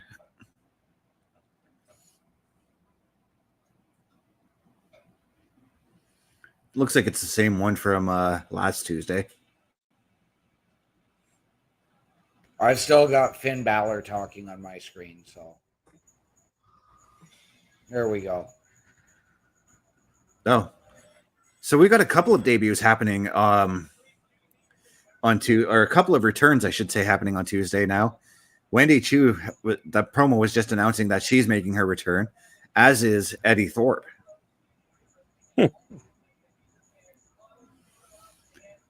A wrestler I was selling to Bubba when you were AFK there, OMB. Yeah. Oh, I love Eddie Thorpe.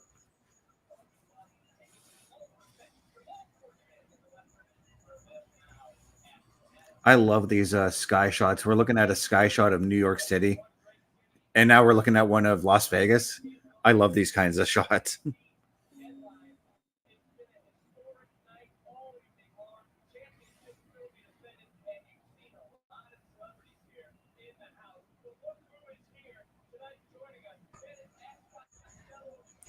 Just one lead more singer time. of New Year's Day, lead singer of New Year's Day, Ash Costello in the crowd, and she is. If you guys like female metal singers, check her out. Seriously. Oh yeah. Oh yeah. Yeah. Well, New Year's Day used to do Rhea Ripley's theme before Motionless in White did it. Yeah. Okay. In fact, Ash played Rhea to the ring at WrestleMania. Nice. But up next, it's Bubba's match. It's the match that Bubba was looking forward to, guys. It is Roxanne Perez taking on Jordynne Grace. Totally excited for this one. Me too. Again, I've been watching Jordynne Grace for quite a while. Like, even before she started bodybuilding, I had seen some matches. Right. So I'm excited about this because my first Jordynne Grace experience actually came this year at TNA Hard to Kill. Oh yeah. But prior to that, I read up on her, looked up clips of her, never saw full matches. Right. Well, so then Bubba, when she showed up in the Royal Rumble, OMD, you remember my reaction from that night. Yep. Did you see I the was just picture totally sent you, friggin' jacked.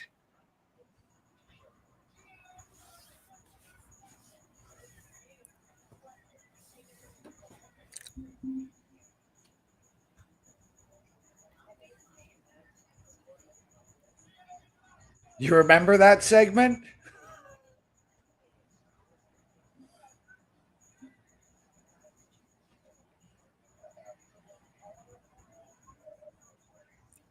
I gotta know what Bubba is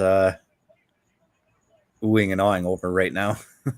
it's everything that they're doing with NXT and WWE. Like, yeah. No, I posted the picture the other day in the group chat there, Chris, of Jordynne giving Sean the chef hat. yes. Oh yeah. Do you remember Which, by the that way, segment? No. I hate to burst your bubble on this one, OMD. Oh God. Here we go. Not Jordan. Jordynne Grace is not his daughter. I didn't say it was his daughter. That Jordynne Grace was not the girl in that scene. That was Sean's daughter. Oh. It's nice to think that. I think Jordynne may have asked her that, maybe because that's an early memory she has of Sean. Because either way, it's let's face it, she wouldn't. Yeah. Let's face it. I mean, she's a lot younger than we are. I mean, her memories of Sean would be his second run in the company and not the run that we grew up with at first. This is true. Yeah.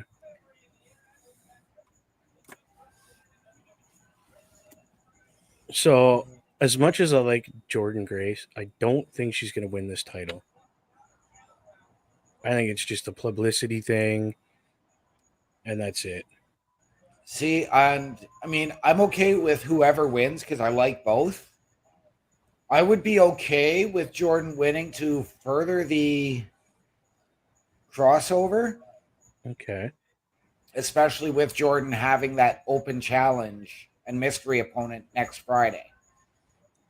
There's a guy right in front row who totally looks like Diego if Diego had a goatee. What? Where? Oh, right behind her? He yeah, do you see it? Suit? Yeah. Yep. Jesus. That's crazy. He's got a title over his shoulder and everything. Oh, I'm thinking the guy in the tux. That's the same guy. Yeah. That's the guy we're pointing out. Yeah. Oh, okay, yeah, there's the title. Totally looks like Diego, doesn't he? Yep. You know what? You know who's going to interfere in this match from TNA is Ash by Elegance. Just to send Parrish off into a spiral.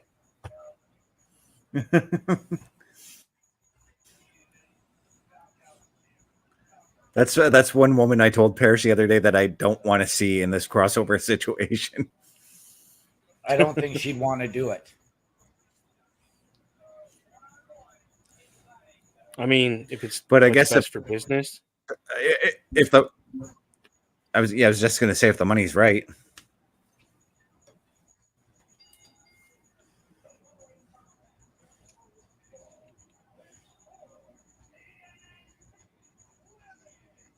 Okay, so just to kind of give you some insight as to what I've been following for this, on my Facebook, I seen a picture of Miss Jordynne Grace holding both titles. Now, I know it was photoshopped, but it actually looked pretty good. I would imagine. I literally when I was putting together the thumbnails for the show, I saw that same exact image today too, Bubba. Did you? Okay. I wasn't sure if I was the only one that's seen it.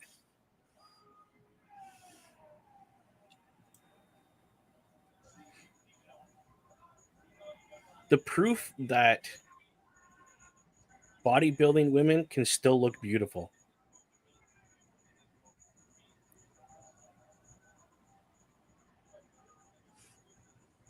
Yeah, enjoy that title while you have it, because I don't think you'll have it long. Not gonna lie. This is gonna be a fantastic match.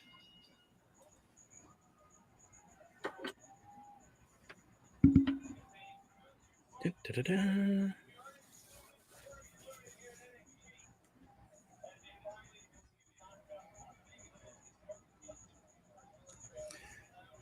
And just because I wanted to bring this up, just because I pointed out the fact that we saw a guy who looks like Diego in the crowd. I ran into one Vinny Da Vinci yesterday. Oh, nice. I see him quite a bit when I'm driving to my shoot job, actually. I seen him. He was grocery shopping at Walmart yesterday, and he's looking in shape for this weekend's match. Well, apparently, I just read, and I didn't see it, but apparently one Gail Kim is sitting ringside right now. Well, this is where we gotta look for her then. I don't think she'd be. I think she's underneath the hard cam. Yeah. Out of sight. Well, this is where we got to look, and we got to do a look, see if they end up on that side of the ring where the hard cam is. Whoa. Good. Roxy holding her own right now.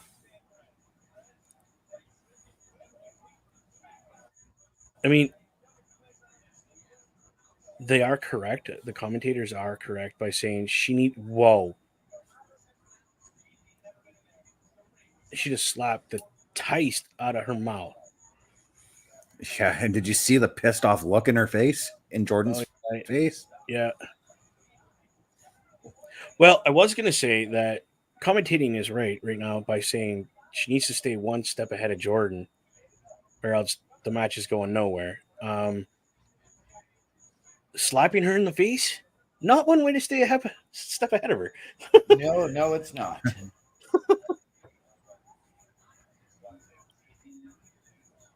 That was awesome. And here's the other thing that Roxanne's got to take into account on this match is the unknown, because she's never wrestled Jordynne Grace, and she's only seen Jordynne Grace wrestle once. Right? Ooh, that was a good move.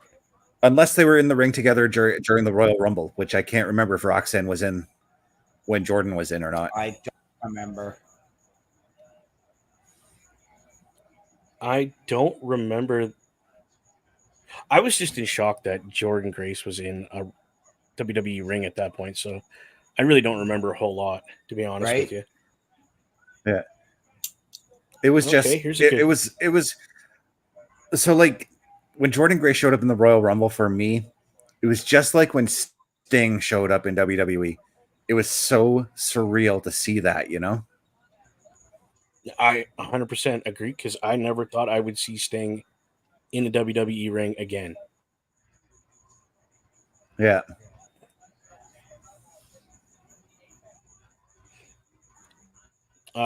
Roxanne is doing a good job of slowing down the monster,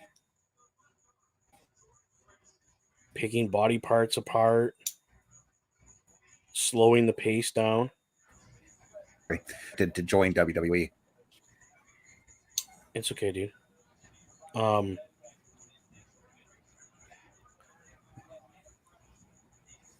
Damn. Again, I'm saying, I know I'm going to sound like a broken record, boys.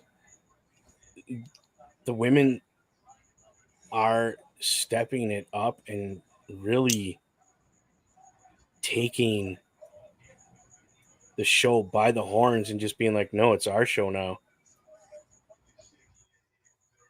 Yeah. I mean, what more can you expect out of Roxanne Perez, being that she has been trained by Booker T? Yep. Okay, so this is the young lady that, okay, I didn't know who she was.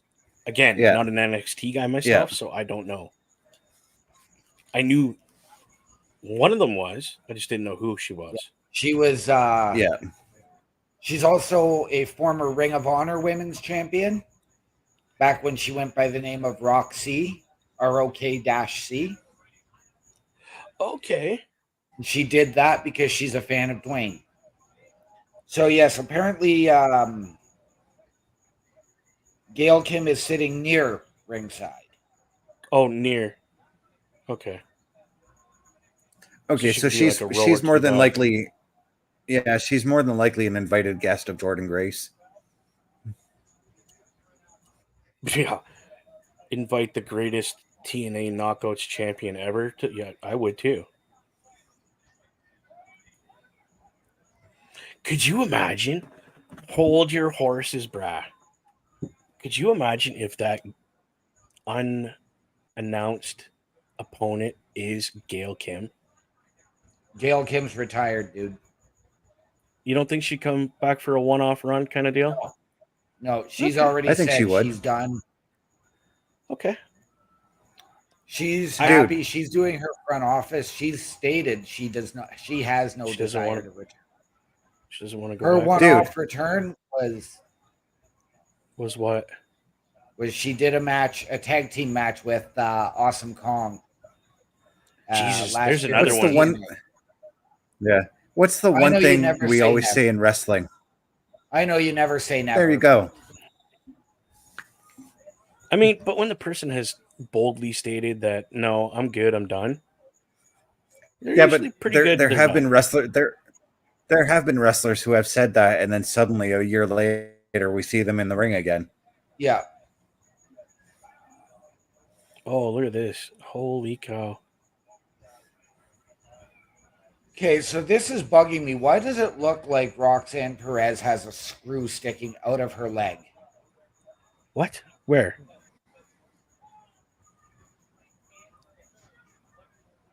That silver thing just above her knee. Like on her calf? Or not on her calf, on her left leg, right? You're talking? On her boot? No, above her boot, above her knee pad, right in the middle. Oh, I see it now. I don't know what that is. But I know what I am seeing is we're getting a fantastic match between these two. Yes, we are. What if that's Roxanne is holding her own against Jordynne Grace? Again, Jordynne Grace knows how to wrestle as a big girl too. Yeah. What a scoop slam. Jesus.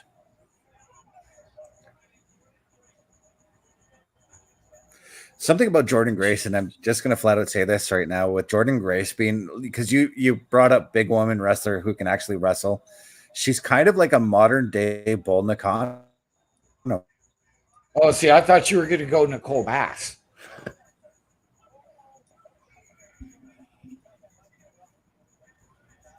Yes, I'm being a smart ass, Bass. Totally missed what you... Yeah, he lagged. Said I thought you were going to say Nicole Bass. Nicole Bass. I totally didn't catch what you said. That's okay, dude. Yeah. Third time's not a charm. And I froze out that time when I asked what you had said. Okay. Last time I said I thought you were going to go Nicole Bass. Oh, God, no. No, Nicole Bass is definitely one of the worst women's wrestlers out there. Not to knock her, God rest her soul, but you know what I mean? Yeah. Wow. No, but yeah, Bull Nakano, even China could wrestle. Yes. Yeah. God. Well, I mean, look who China trained with. Yeah.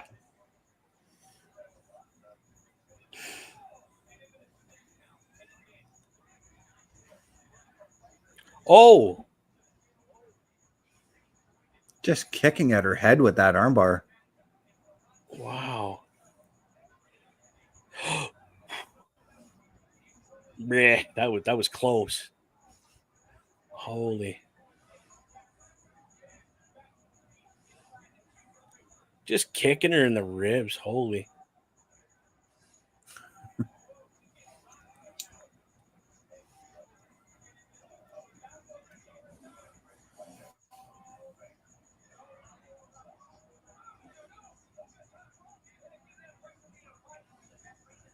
Whose TV super loud?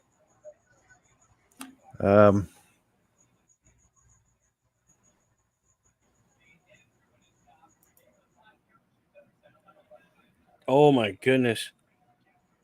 You're going to throw her over the top rope? I don't know, maybe Oh, to get her to break. Might be mine because I can hear the commentary through my headphones. Yeah. Oh, Muscle Buster coming up, I think. Oh yeah, No. yep. Did your it go away as soon as I turned it down? Yeah.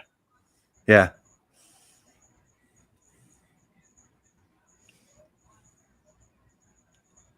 Who do we know that did a great Muscle Buster like this? Samoa Joe. Yeah, buddy. do you think she took tips from Yep. Yeah. Oh, she had to have when AEW had that deal with TNA that flopped. Yep.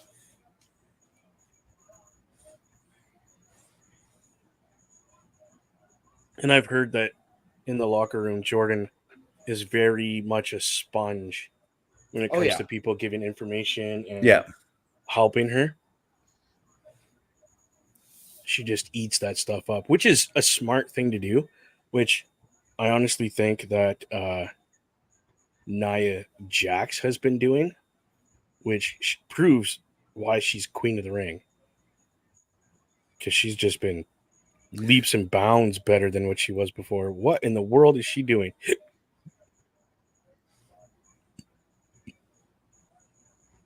Yeah, I didn't think Grace would let that happen.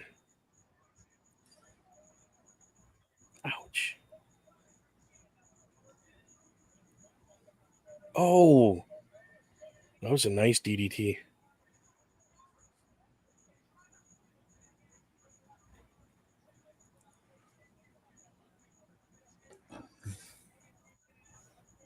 Beautiful. So, that was well done. This is like, we have one match left, eh?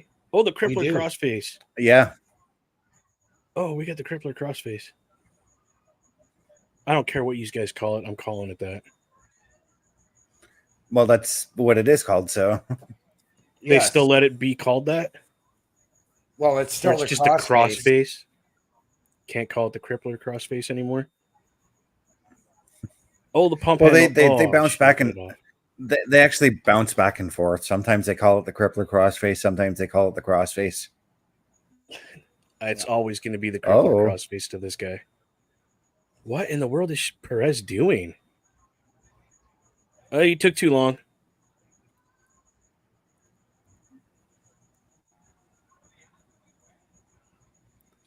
Oh, are we going to get an attempted... Who's this?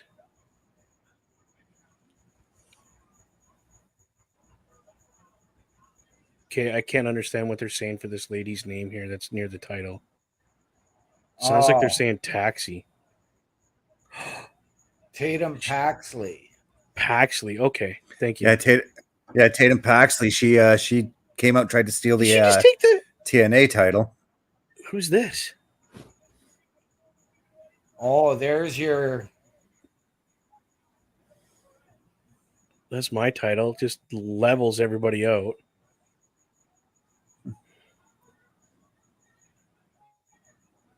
Oh, this is going to cost her the match right here. Wow. Oh, spinning back elbow. That was cool. And we got Ash by Elegance. Yeah. Fuck Is that who that was? That was yeah, Dana that's Brooke. who that was. Ash That by was Dana Elegance. Brooke. It doesn't even look like her. Because she dropped all her muscle, dude.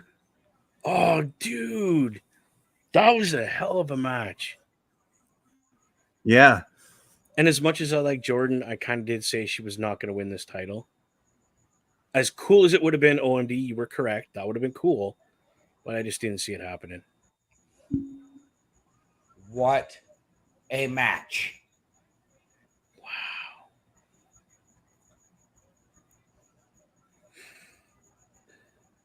Jesus. But at least we got more of that crossover from Yes. Ash by Elegance. I will give it that. But again, fuck her. Because, like, I don't want her on my TV. And well, you know what? Believe it or not, like I've watched some of her stuff now in Impact, and they're letting her go and actually do what she can do. So she's actually shown improvement. Which isn't much. No, she hasn't. Oh, I beg to differ. Okay. I'm not upset about this match. No, Because both these women. Neither am I. I fully expect, because I know we're going to get more of Jordynne Grace showing up on WWE TV as well. yes. I am actually glad, happy about the fact that Ash by Elegance did show up, because now it furthers some TNA storylines, and maybe it's going to draw some eyes over there as well, you know? 100%. Yes. Wow.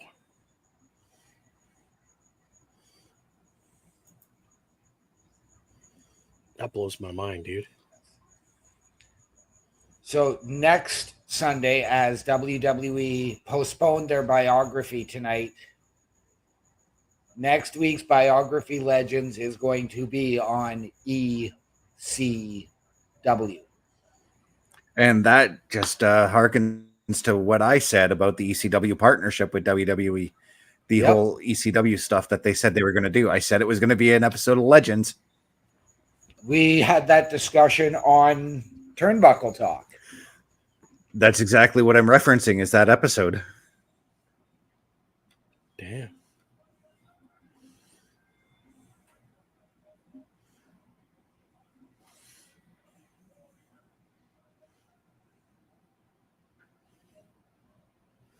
And the reason why they moved it to tonight, and they're going to actually be doing this for the future as well, is so that they're not competing with themselves as far as having a pay-per-view on the same night that they've got the stuff with A&E. Yeah, exactly. I mean, smart. Absolutely. Brilliant.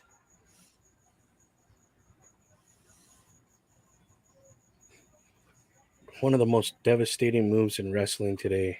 So as we are getting Drew McIntyre and visuals of him on our screen leading up to Clash at the Castle next week, I'm going to ask this.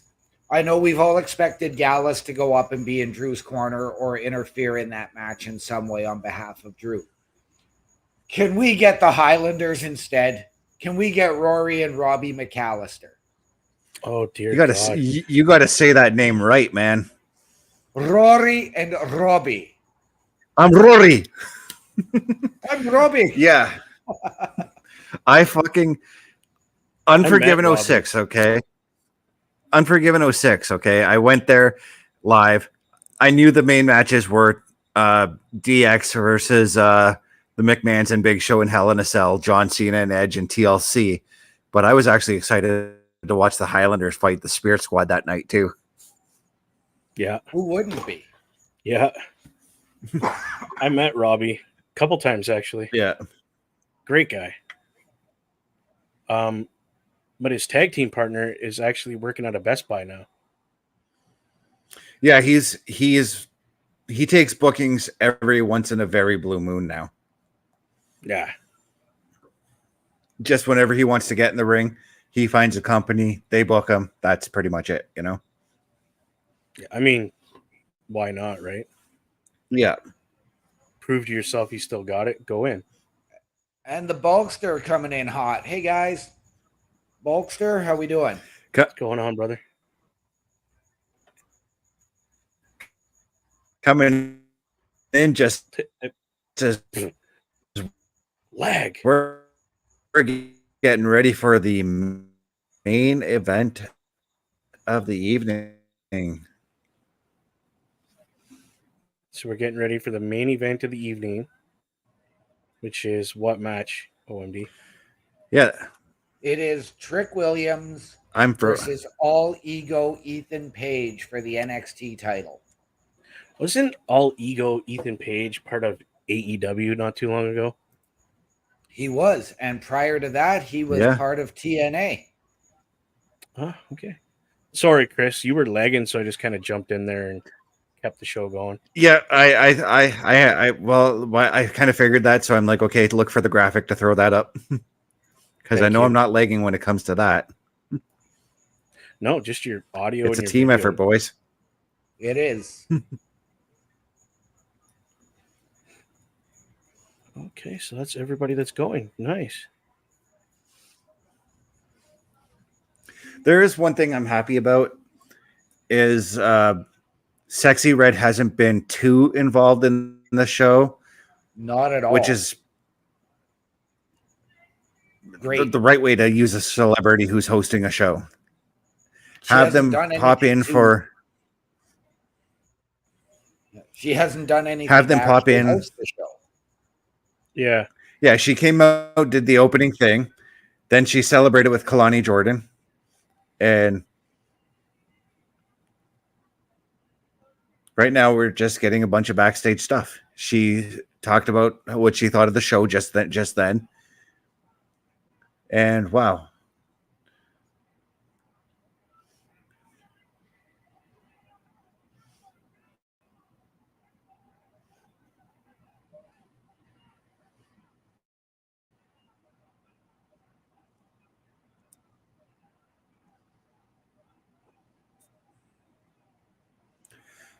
Did I just see a Steve Carino appearance?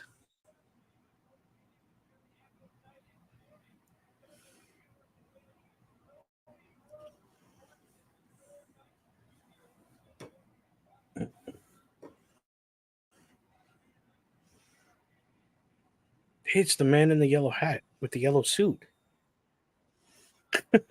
Yeah, that was Steve Carino. Where's Curious George?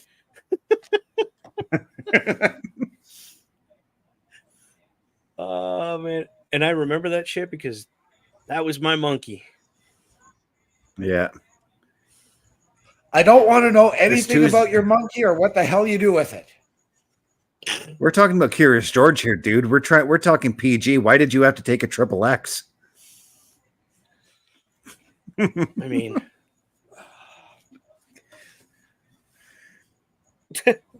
yeah. Well, his OMD is like Max Power. There's the right way, the wrong way, and the OMD way, which is the wrong way, just faster. What the hell? Lexus King? Yep. That's Brian Pillman's boy. Really? Yes, that is Brian. Yeah. No, that's Brian Pillman Jr. Nope. Or not TNA, AEW. Was he not in AEW? He was, and then he was. a year ago his contract expired, and he came over to WWE because they had the structure that he needed and wanted. Oh. Wow. Okay. Tells you how little I watch AEW and NXT. Oops.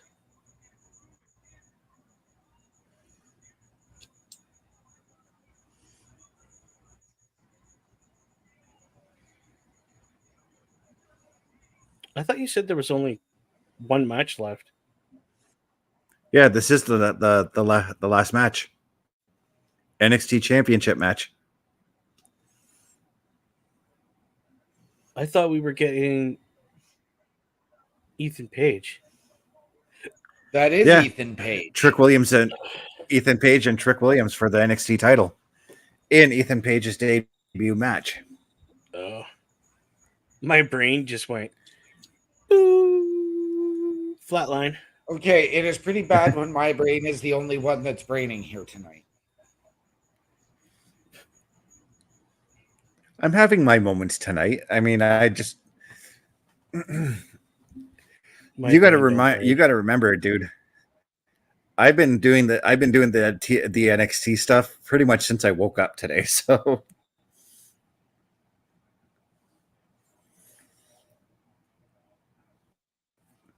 what I mean by that, Bubba, is I literally woke up at noon, turned on Chris Parrish's podcast, which you can catch at his YouTube channel at the Chris Parrish. Turned on his show, and then immediately went into the editing suite and started putting things together for the show. Awesome.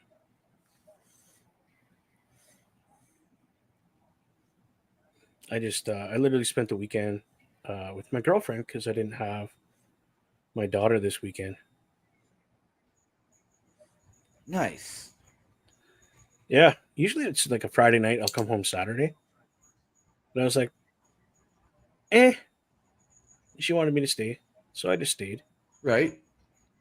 No, I had the kiddo last night, and today we went downtown to Clerk Park for all the bouncy castles and stuff. And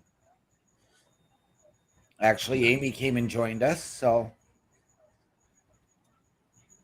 oh yeah, I forgot they put those back up down there. Yeah, well, it was just for the weekend that this company was coming through. So, yeah. Hell, put it this way: 2 weeks from tonight, the girlfriend and I are driving up to Twin Lakes, just outside of Duberville, to go camping with Amy and her boyfriend and surprise Shane. Nice.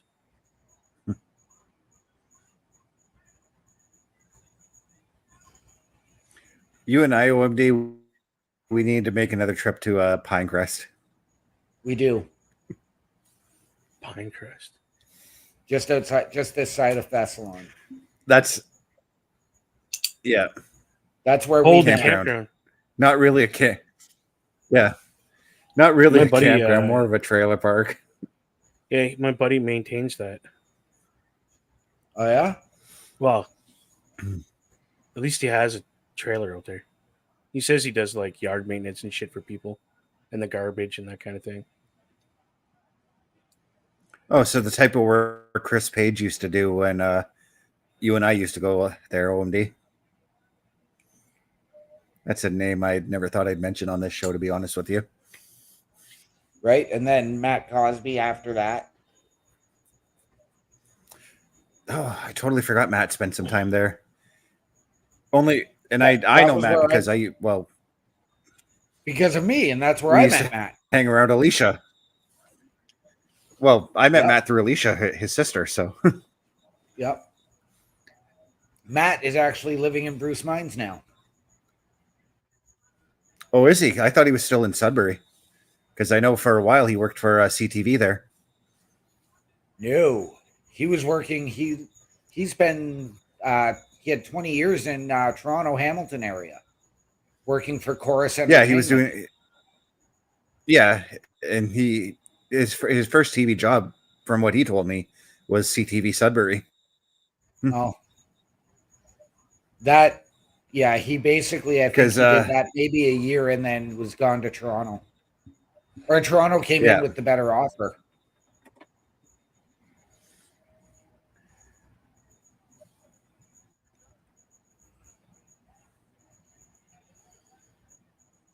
Because for a time, him and I were taking the same courses in high school. So Bulkster saying he's doing well, enjoying the show. He knew they weren't going to give the title to Jordynne. Would have made an interesting choice, but still a fantastic match. And yes, absolutely. Isn't that I the thought they consensus might. that we had?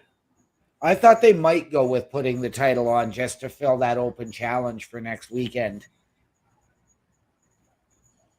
But let's not count our chickens before they hatch. I mean, Jordynne could still very well do it, just Absolutely. not in this moment.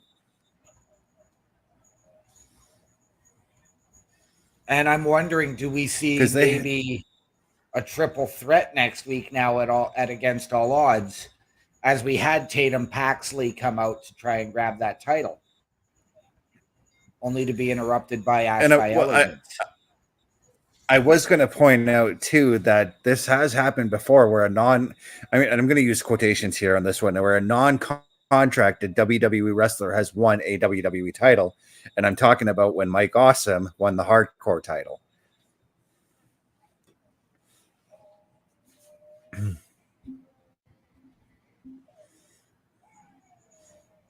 One fall. Or Santino Marella winning the Intercontinental title.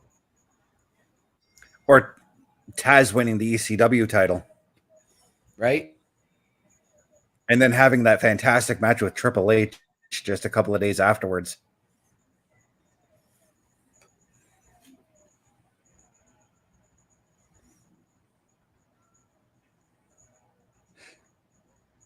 Oh, what was I going to say now?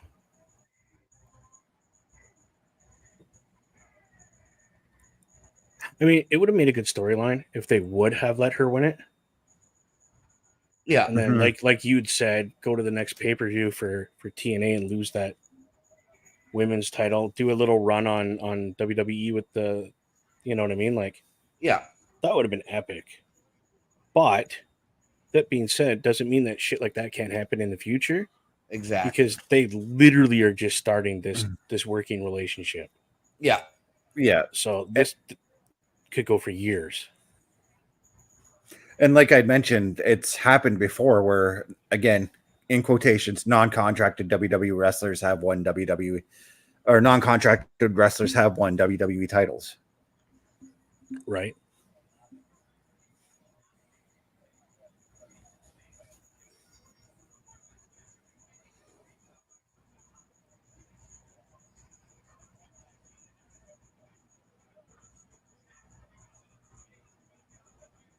But Trick just taking it to Ethan Page right off the get-go in this match.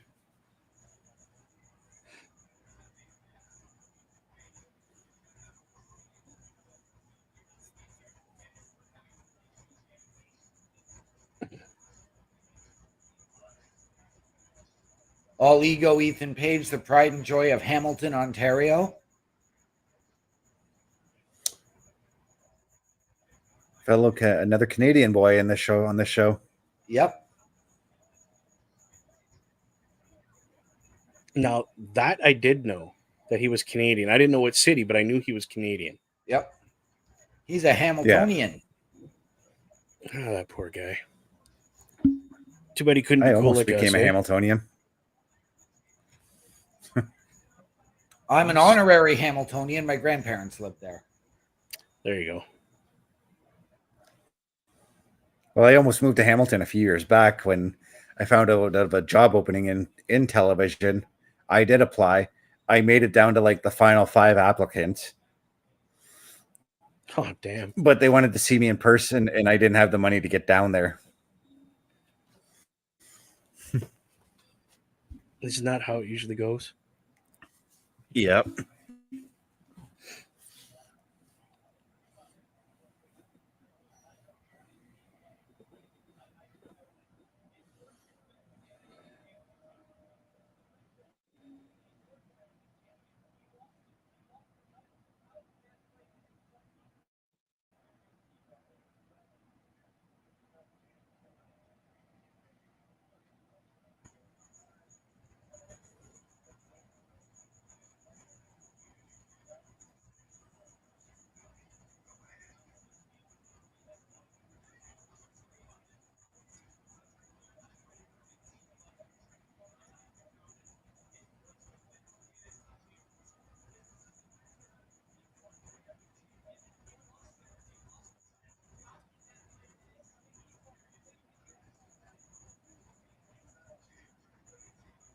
Ooh, What a backbreaker. Oh, That was interesting. it's been a minute since I seen Ethan Page wrestle, and I kind of forgot how good he actually is in the ring. Right? I mean, the guy calls himself all ego. He's got to be good. Yeah. Like, you can't just give yourself that kind of name and suck the big wang in the ring. You know what I mean? Like, just taking a look at him too, I kind of feel like if Austin Theory and Grayson Waller were looking for a third man, he'd be a good fit for them. Yep. wow. Dude, I can't believe you did that. Yeah. Can you imagine though, like him and Logan Paul in a promo battle? He would eat Logan Paul alive, my man. I wouldn't even. Logan Paul's fantastic at promos, though. Yeah. Oh, shit. My 6-year-old kid could out promo that guy. And she could talk some smack. Let's be honest. I know she can. That kid can talk some smack. She definitely gets that from her old man.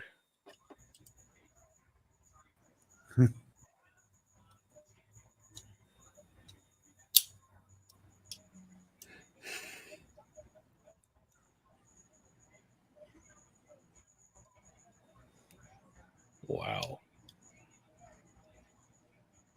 How long has Ethan Page been in NXT now? A couple of weeks. Yeah, unofficially 2 weeks. This is his debut NXT match. And he's got a title shot right off the hop? Yep. Yeah, well, his when he first showed up, he jumped. Oh my god, I'm having a brain fart on him. He jumped Trick Williams. Yeah. Yeah, after apparently taking out Noam Dar and Oro Mensah in the back. So he basically took out number one contender and the champ to get this match. Because last week during his official hiring and contract signing, he was like, he put in his contract that and Trick came out and said, like, let me have him at Battleground. Okay, because even Ava didn't want to sign the deal because of all of Ethan's demands. Well, yeah, because the two demands were that Ethan's first match be at Battleground and it be for the NXT title. Yeah. Otherwise, Ethan Page was not wouldn't have agreed to a contract. And because Ethan wants to be the face of NXT. I mean, again, he's got the nickname All Ego, so you've got to come in strong, or he's also, very, very well established throughout his career. Yeah, even I know who the guy is. Like, although his AEW run was very, very lackluster. Very. But I know who Ethan Page is. That's why I was like, I can't believe he's here, for one. Yeah.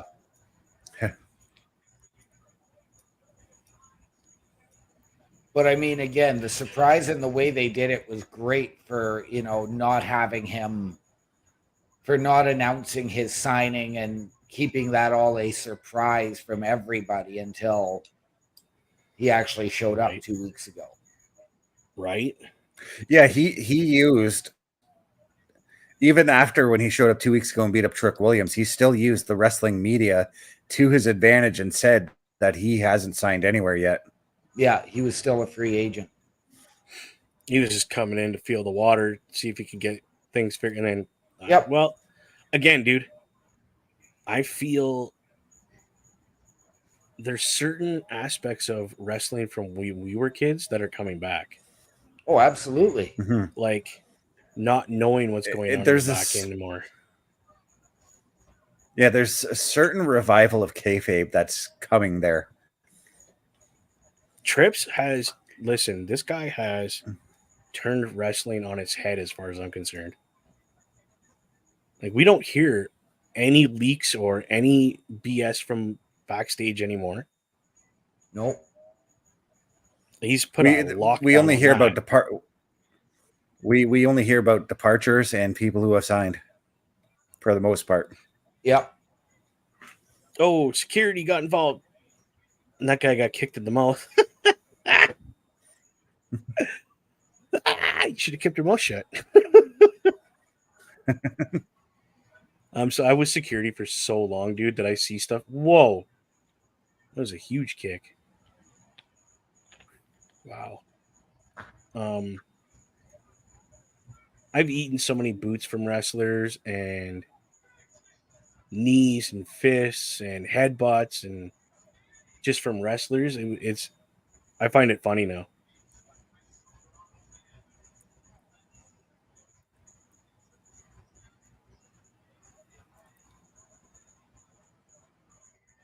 Ouch. That's why sometimes I'll go back and watch when Danny Duggan took a spear from Roman and Braun Strowman and just laugh my ass off because of how Danny took that. That would be funny.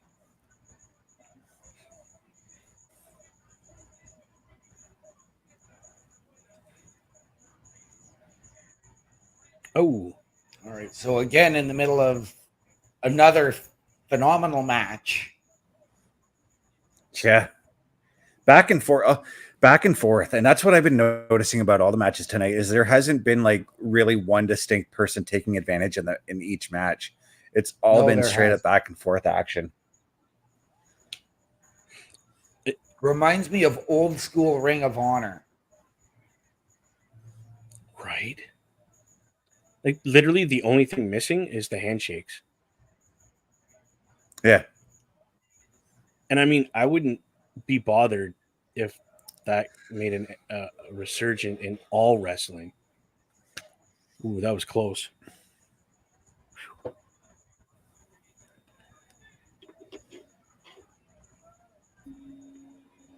You should have called it the bookend just to plug Booker T.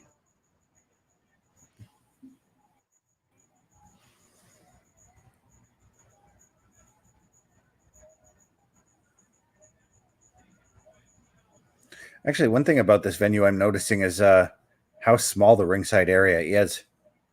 Yes.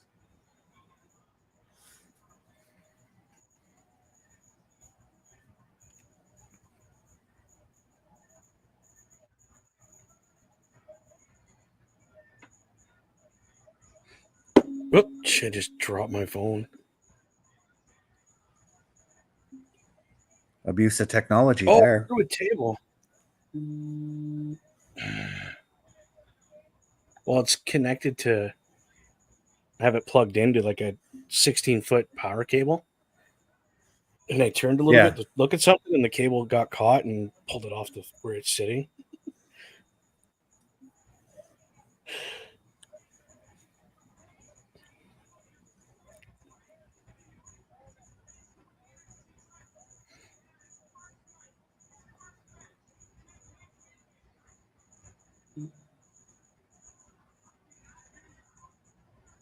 Wow. Well, is he going to go for the Ego's Edge? Yep.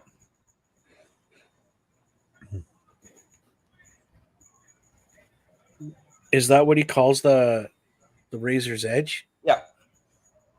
Yeah. That's a unique name for it, actually. I like that.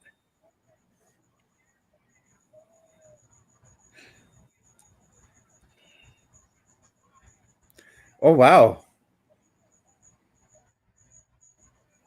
Just got the finish just out of nowhere. Okay. Just give me a minute. Yeah, I'm not there yet, bro. Whoa! I'm actually kind of surprised. Whoa! Holy shnikes. Just what? Hell? What? Watch OMD's face. Watch.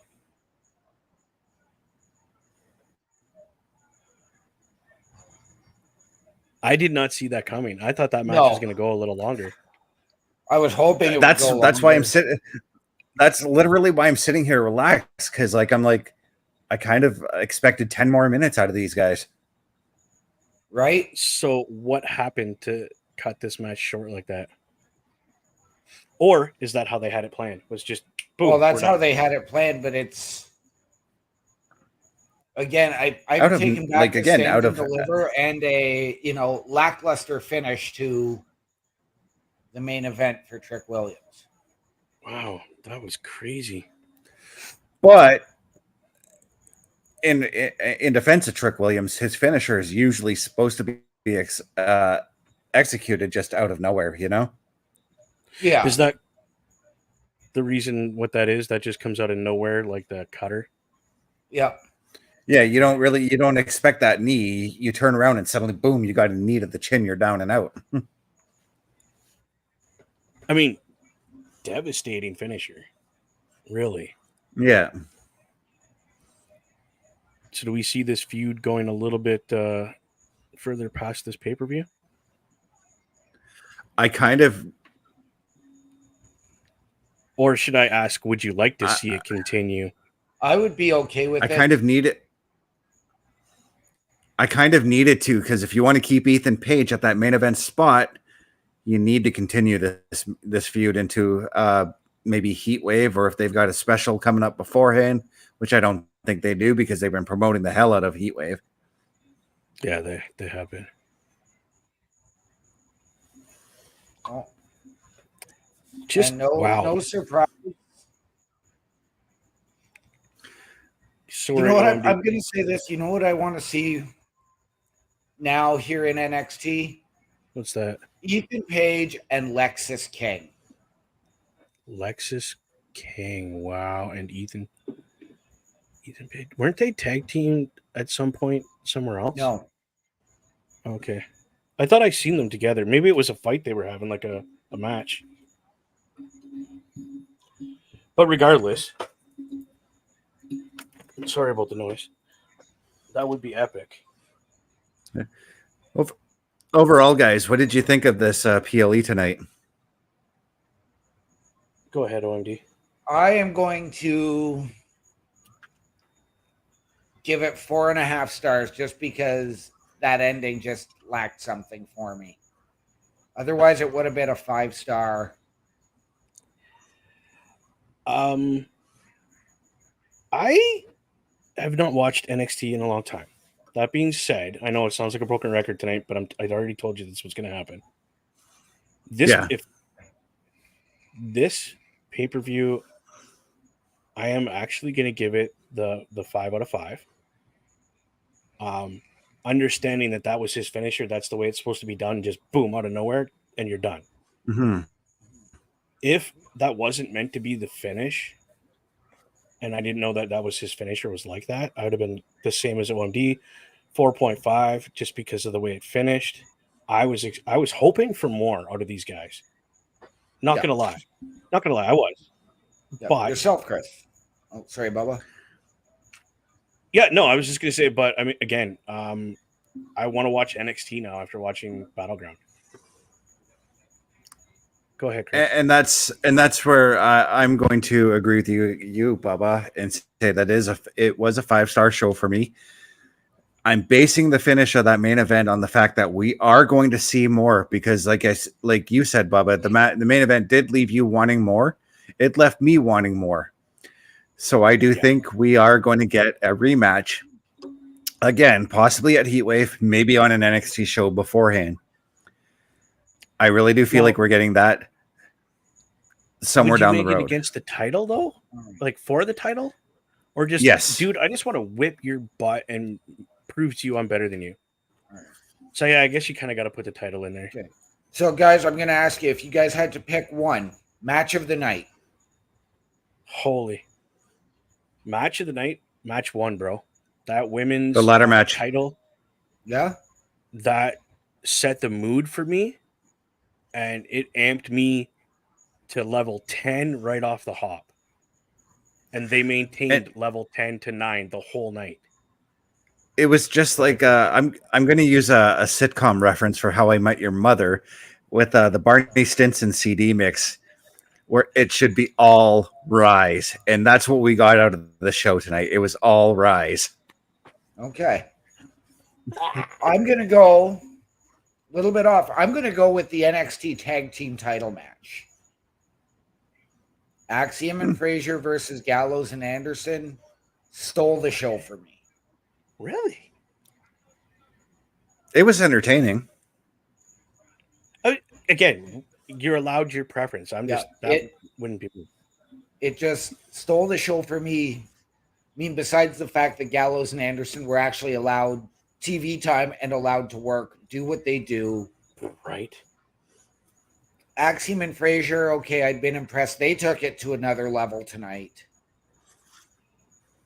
So that match was chef's kiss for me. Mm-hmm.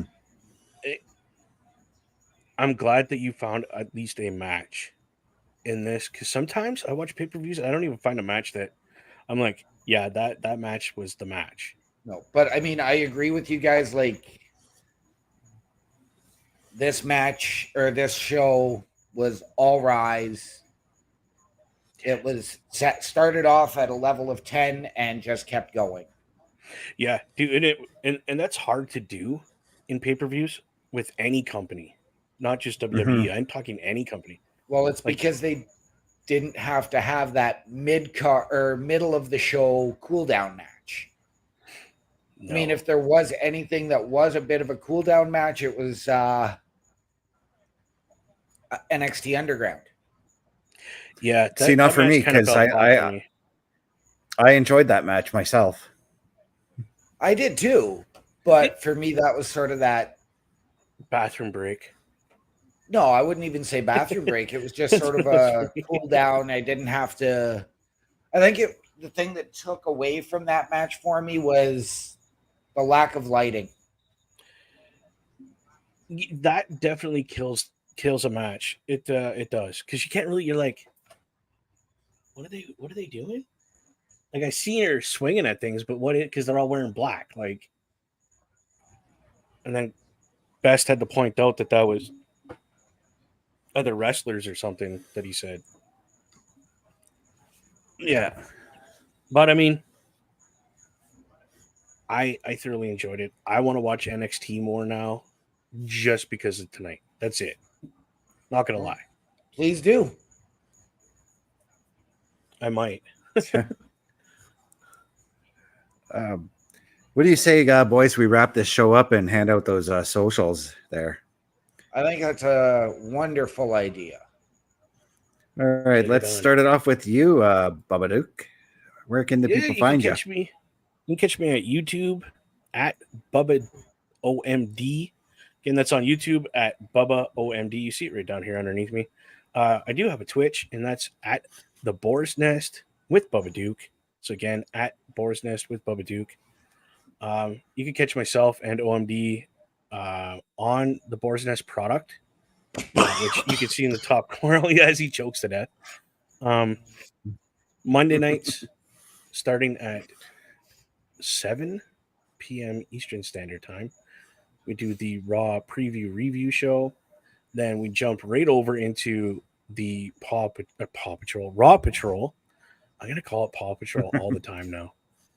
And then we do our show, The Boar's Nest, with Bubba and OMD on Thursdays at 8 p.m., where we discuss wrestling, if it's very important, movies, music, video gaming. And speaking of, I'm going to give a quick little highlight of what you can expect in about 2 weeks. I talked to one Slash from Guns N' Roses. I emailed him. He has his own brand that released this new blues album. I signed up. Guess who calls me on the phone? Slash called me on the phone. Noticed that I'd signed up. I'm like, yeah, I'm trying to order some of your product for your new album. He goes, good, because it's being sent to your place for free. Promote it on your podcast.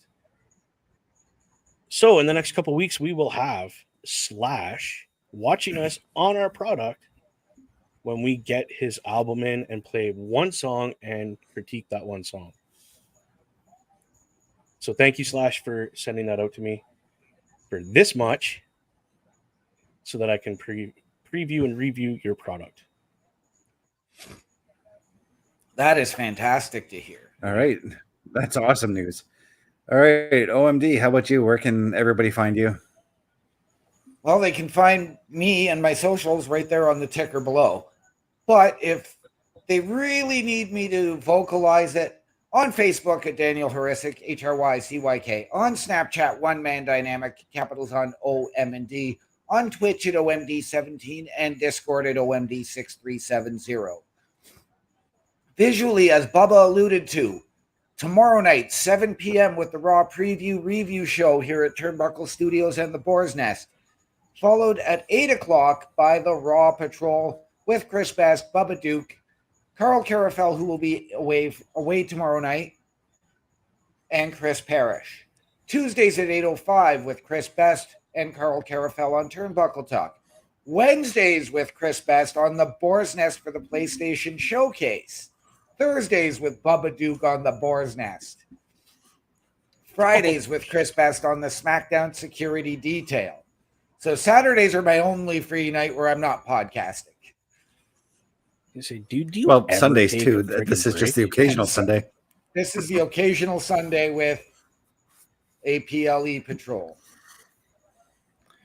Yeah. Jesus. And so, Mr. Best, I will pass it off to you. All right, you guys can look for me right here on my channel. We're on YouTube at CBRS Entertainment. Leave a like, leave a subscribe to that channel. You can also find me twitch.tv/CBS_entertainment, threads.net at CBSFilms83, Facebook.com, Chris.best83, TikTok.com at CBRS.entertainment. You can look for me tomorrow night, 8 p.m. Eastern, as I will be the one running the Raw Patrol. That's right, the inmates are running the asylum. Karl Carafel will be away, but we will be doing the show with OMD, Bubba Duke, and Chris Parrish as well. Tuesdays, once again, the inmates run the asylum for Turnbuckle Talk, as myself and OMD will be hosting the show. Karl Carafel, once again, will be away doing his shoot job. Wednesdays, you can look for me on the Boar's Nest, right here, CBS Entertainment as well, as I do the PlayStation Showcase. This week, the game that we are featuring is Streets of Rage 4.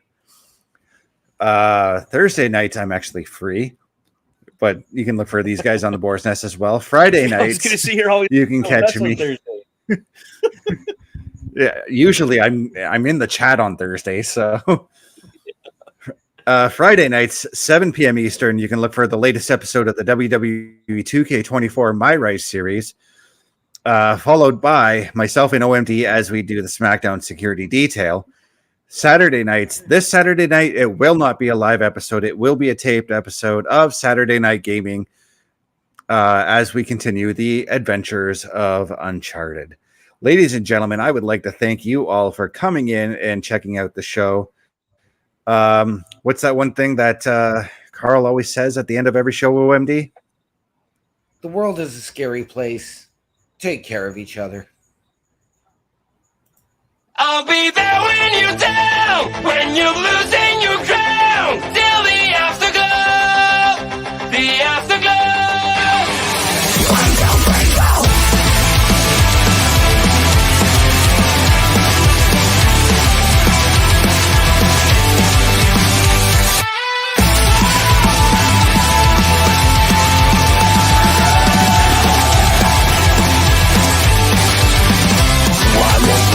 Fading away, you look so great when you gotta shine. One more part of you is gone now, as you keep smiling at the crowd. Pressure is your best enemy, spotlights show what I wanna see. Sometimes it feels like you're under attack, you just can't break free. I'll be there when you're down, when you're losing your crown, till the afterglow, the afterglow. I'll be there when you fall, when you're losing it all. In the afterglow, in the afterglow. Whoa!